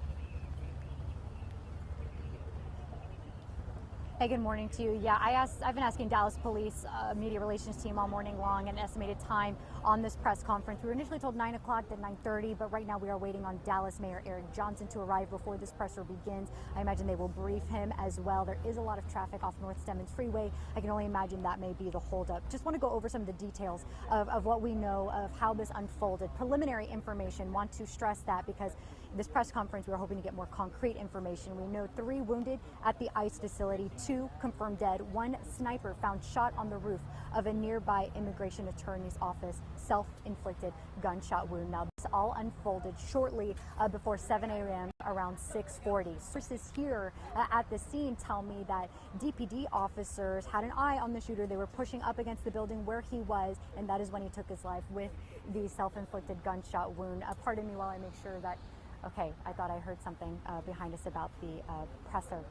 But again, we are still waiting on that press conference to begin. We are waiting here alongside North Stemmons Freeway and Empire Central Drive, just outside of a fast food restaurant, just waiting for this to begin, hoping to get more concrete details on what unfolded, how it came to be, and what comes next in this investigation as well. We know it's going to be very lengthy. Roads all around this area still closed off. When we were first on air just after 7 a.m., we were not even half a mile down the street. It took us 20 minutes to come just a block or two down this way to the fast food restaurant where we are set up now because of so many road closures that law enforcement are just keeping people away from. Active scene still down the way. Hard to see from where we are right now. I think it might be a little too crowded, but we can still see an enormous amount of police units. We know FBI is on here, SWAT was here. The source I was speaking to I know is cleared, so some have left, but still a lot of lights and sirens still down that way. Not anticipating that to be clearing up anytime soon. So again, what we know is preliminary information. This unfolded around 6:40 in the morning. When we first got here at 7:40, just after 7 a.m., we were still seeing law enforcement making their way here to the scene, closing off roads. We know that 3 were shot, 2 confirmed dead, a sniper also dead, found with a self-inflicted gunshot wound on the roof of an adjacent building and immigration attorney's office.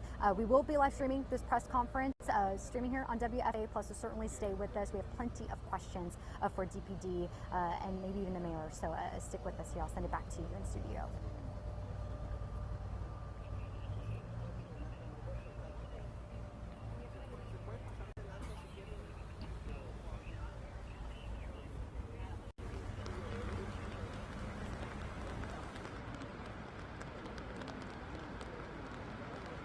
I was like, I don't know. I've heard. I read it from the acting ICE guy, and I just said, I just hope I don't get in trouble for that. I heard you say it too. That's when I checked. I was like, I don't know. I heard. That was good.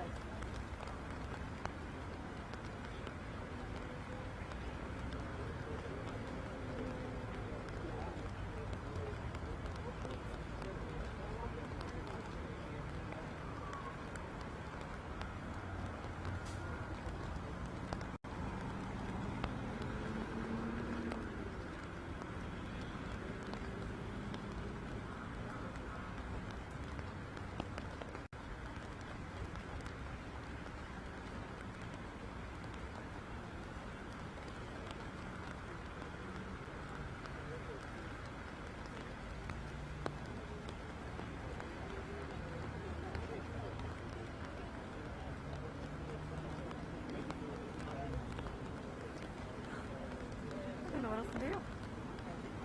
Been standing in this for 2 hours.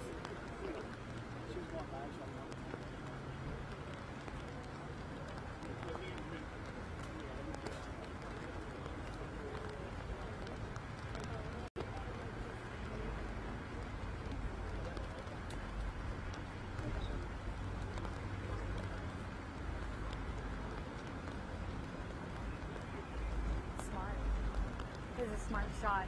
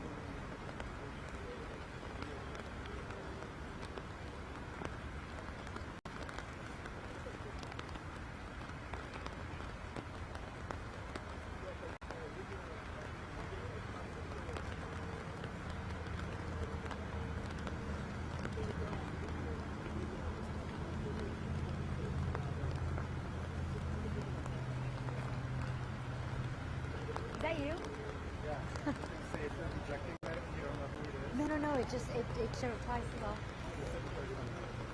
Oh, no, thanks.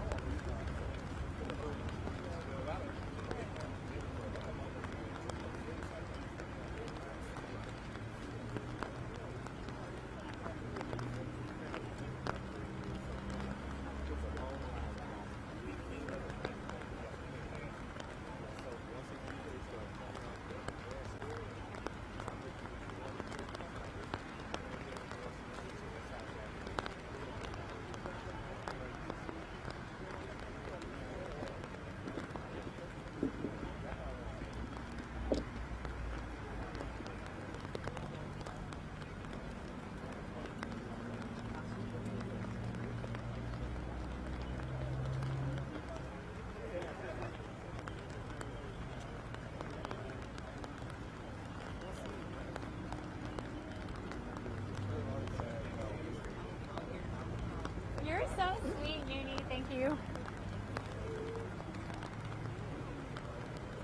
You're so kind. Thank you. Oh, my friend. Did you that's I just learned it was you this morning. David had told me it happened, but we didn't know which photog, and I hadn't seen you.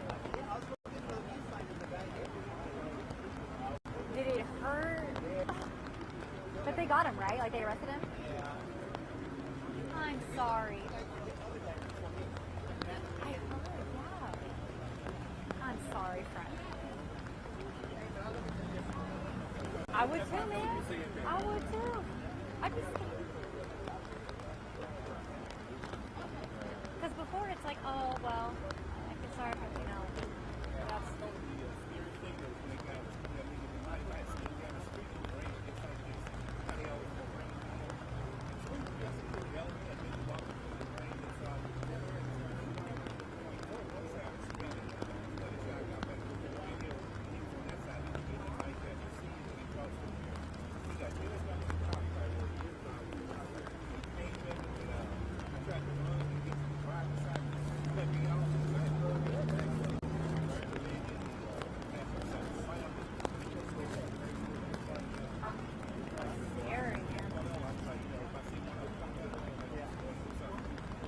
He had his shirt off and everything, and we were like...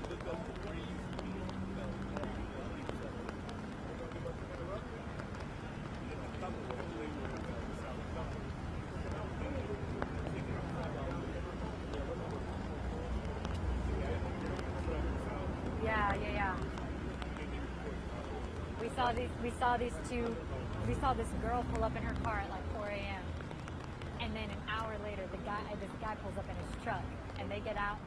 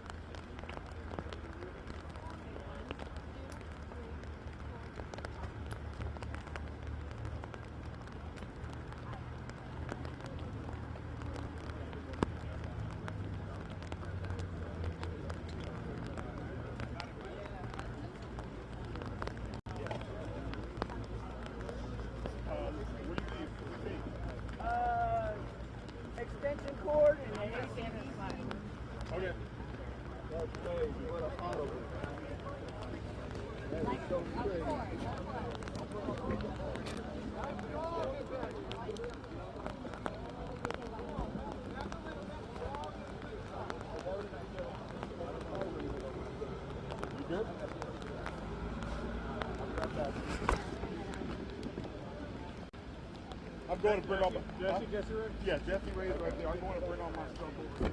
Yeah, I'm...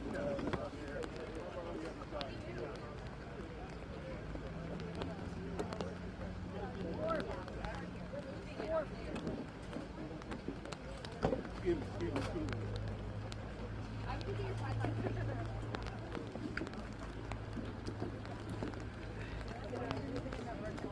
Oh, yeah. I'm just connecting where...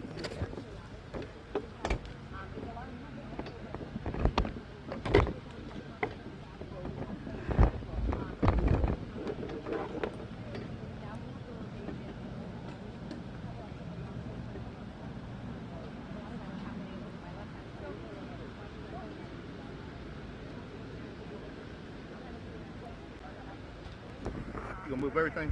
Yeah.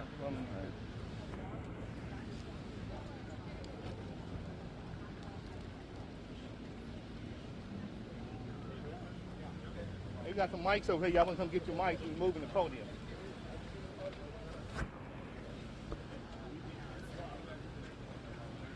I've got your new knee. I've got your cord. Are we? You need to move forward? People got mics over here.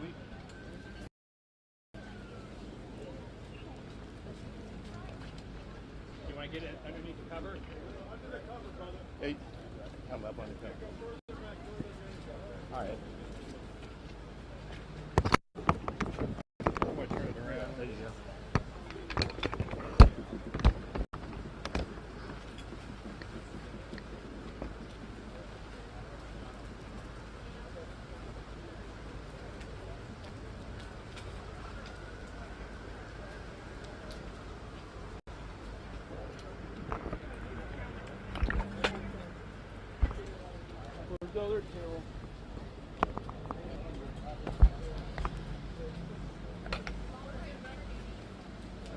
There's you got the after in there? No. Okay, I don't. I have the other little table. Can you ring me the little table behind there? I think we're too tall, man. That's the little stand. Where's the little stand? What? Oh, they're bringing it over here? Yeah. The little stand? I'll get it, yeah. Okay.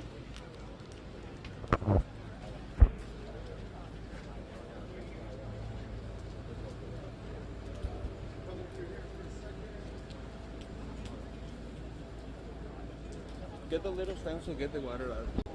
Yeah, done.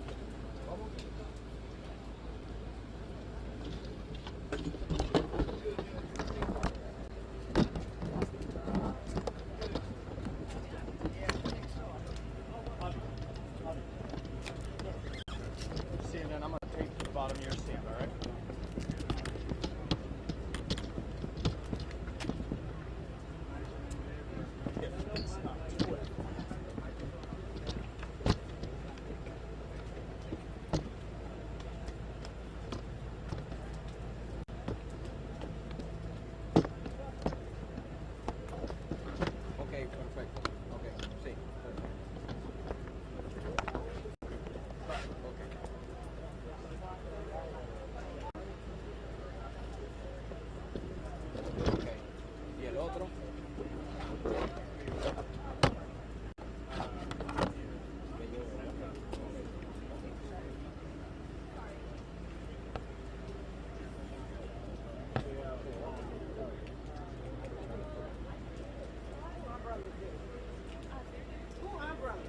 Mic check, 1, 2, 3. 1, 2, 3, 1, 2, 3, mic check, 1, 2, 3, 3, 3, 3, mic check. 1, 2, 3, mic check, 1, 2, 3, 4, 5, 6, 7, 8, 9, 10. Mic check, 1, 2, 3, 4, 5, 6, 7, 8, 9, 10. Mic check, 1, 2, 3, 4, 5, 6, 7, 8, 9, 10. Ivory. Mic check, 1, 2, 3. Mic check 1 2 1 2 1 2 1 2 1 2 3 1 2 3. Mic check 1 2 3 1 2 3. Mic check 1 2 3 1 2 3 1 1 1 2 3. Mic check 1 2 3 1 2 3 1 1 1 1 2 3. Mic check. ¿Estás bien? Mic check 1 2 3 4 5 1 2 3 4 5 6 7 8 9 10 10 10 10. You're good? 1 2 3. Ivory, you're good? 1 2 3. Okay.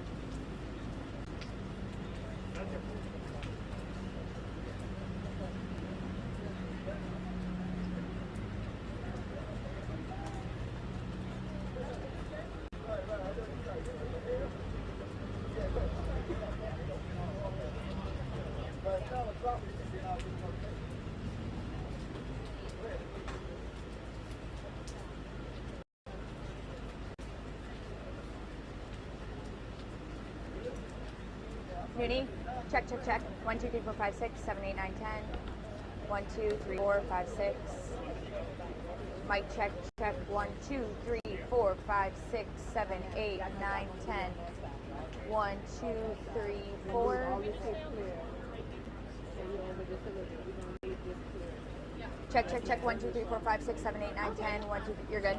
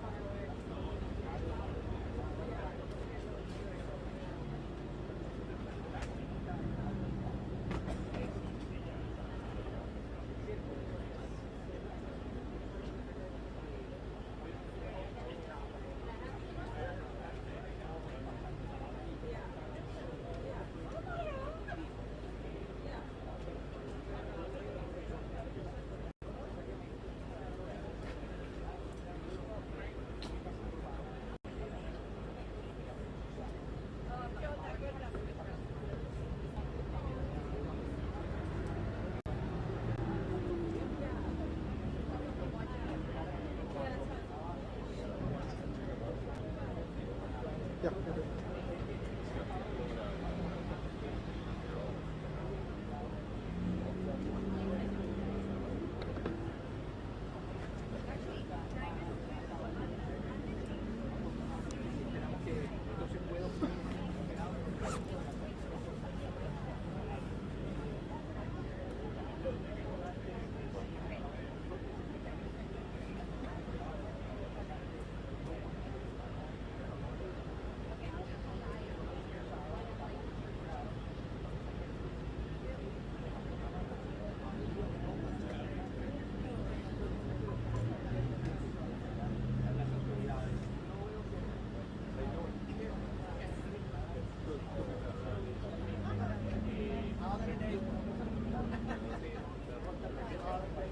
Well, thank you for your help.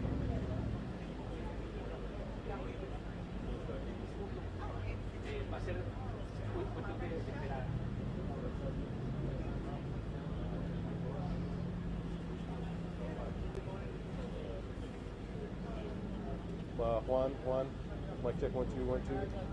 Mic check, 1 2. Mic check, Wani. Okay.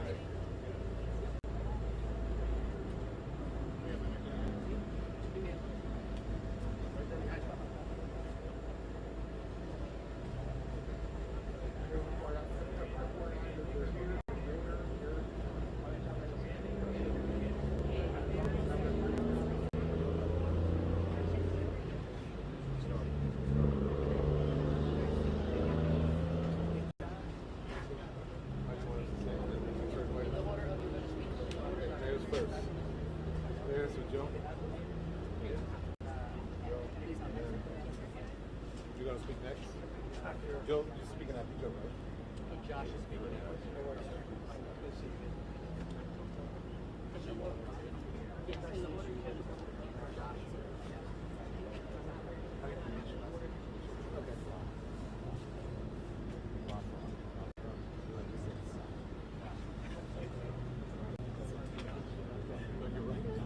Good morning. We're about to get started and brief you on the events as we know them that happened this morning.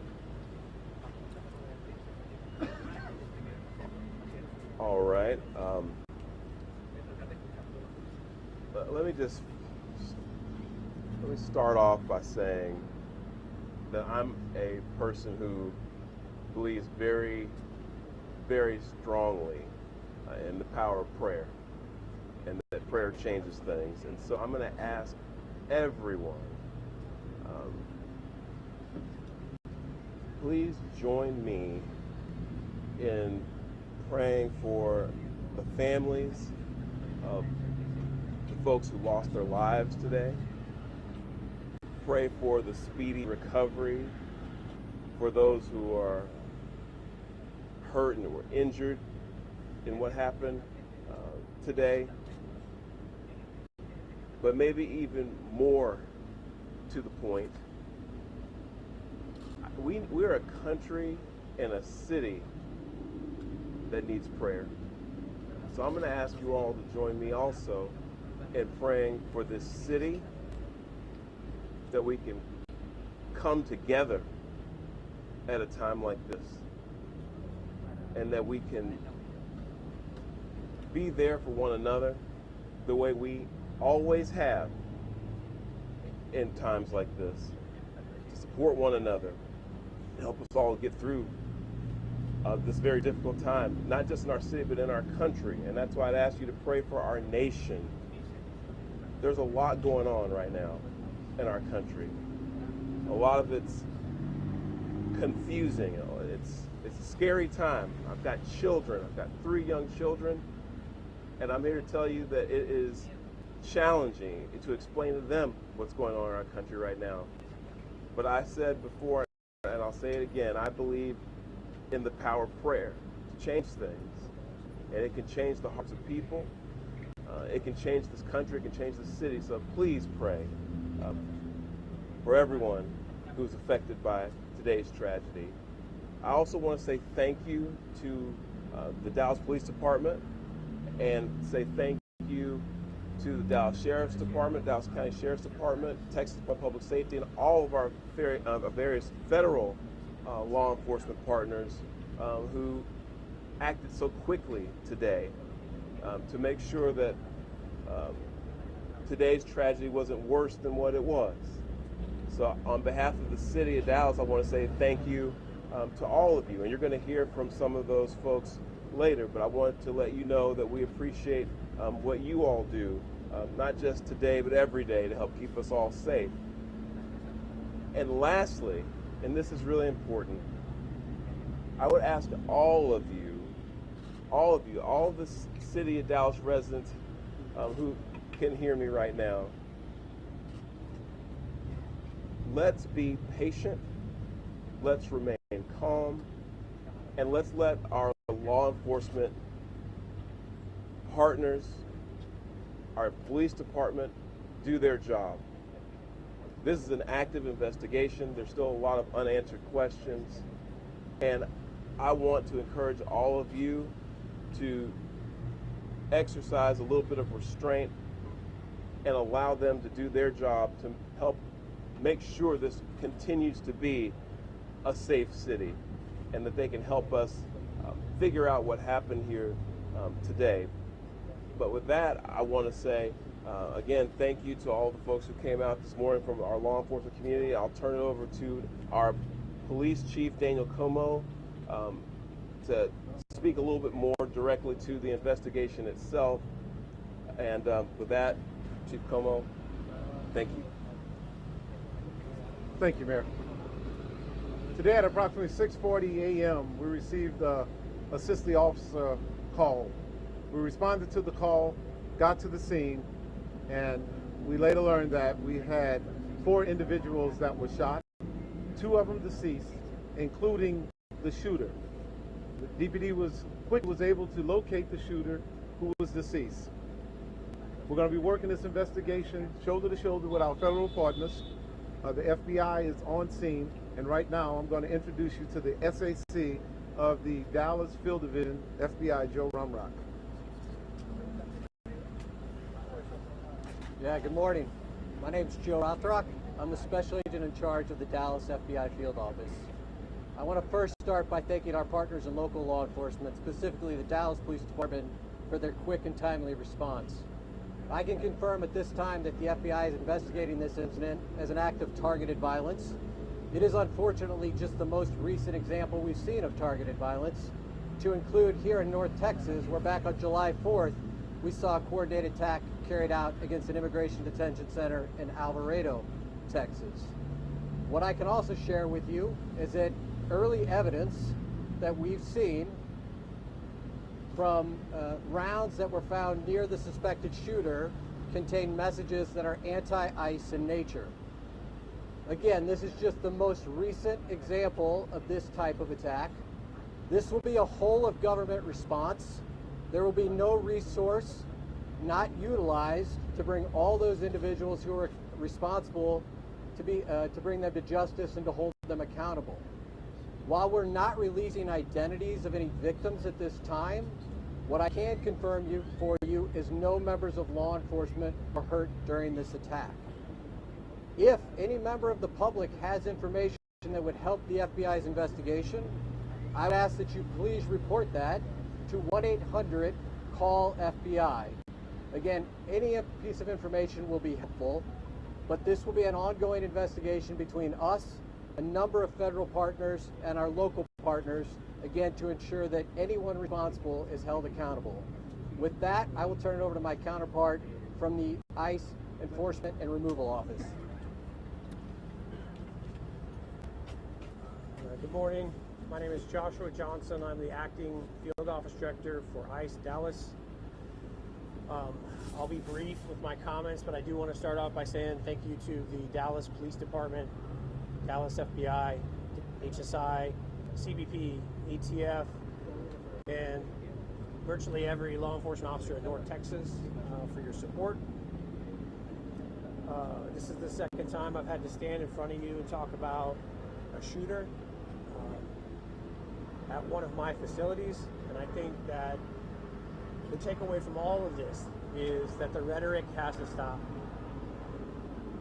There are people out there who are seeing what is being placed online, and they're coming and they're doing acts of violence against ICE employees. So that's kind of all I have for today, is that it's just got to stop. It's dangerous, and people are losing their lives.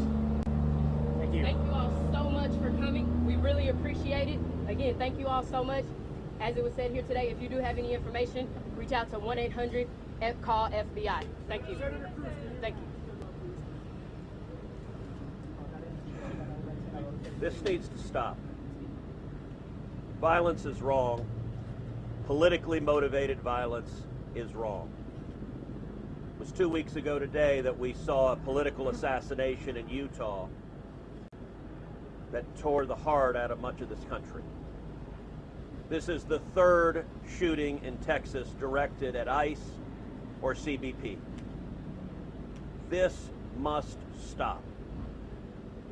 To every politician who is using rhetoric demonizing ICE and demonizing CBP, stop. To every politician demanding that ICE agents be doxxed and calling for people to go after their families, stop. This has very real consequences. Look, in America, we disagree, that's fine, that's the democratic process. But your political opponents are not Nazis. We need to learn to work together without demonizing each other, without attacking each other. And I want to say thank you. I want to say thank you to the brave men and women of law enforcement. I want to say thank you to the brave men and women of ICE and CBP and everyone who puts their lives on the line to keep us safe. The divisive rhetoric tragically has real consequences. I hope that every one of us will pray, number one, for the safety of law enforcement that are risking their lives to keep us safe. Number two, for the health of those who were shot and injured today. We still don't know the full details of who was injured, but for the families also of the victims of this shooting. Violence has no place. It is wrong. And we should come together. If we want to have a debate about immigration policies, we can do so in the halls of Congress without demonizing each other, and especially without demonizing the men and women who every day put on a badge and go risk their lives to keep us safe.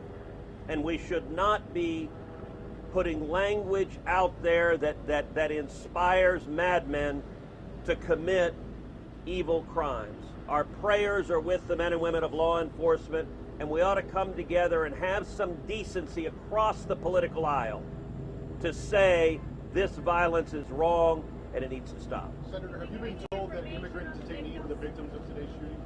My understanding is the details of who the victims are still being ascertained, so I don't want to go ahead of law enforcement releasing these details. What they have said is that no law enforcement was injured, and so that's a natural inference, but I don't know the details.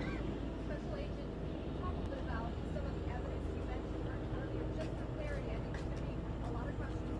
Our understanding is that some of the shell casings had specific writing that was relevant to the voting. Give us more information. So I'm not going to go into any more details at this time. We will come back to you when we have more details to share. Again, our goal here will be transparency as those details become available, but we are still in the early stages of an investigation. Information is still coming in. When we have more detail, we will come back to this group.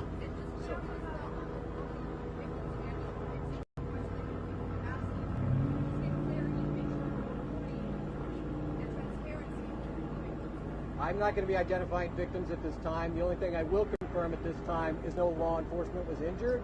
Certainly you can respect law enforcement's need to make notifications. At this point in time, we're not going to take any additional questions from law enforcement. Again, I'd ask for you to respect the fact that this is an ongoing investigation, and as more details come available. We're not asking for the names of the victims. I understand. General sense I will. If the victims are the detainees. The only thing I can say right now is that no law enforcement was injured this morning as part of the attack. I won't be taking any more questions, neither will law enforcement this time. We'll come back to you later today or in the coming days when we have additional information. Thank you for your time. Thank you all.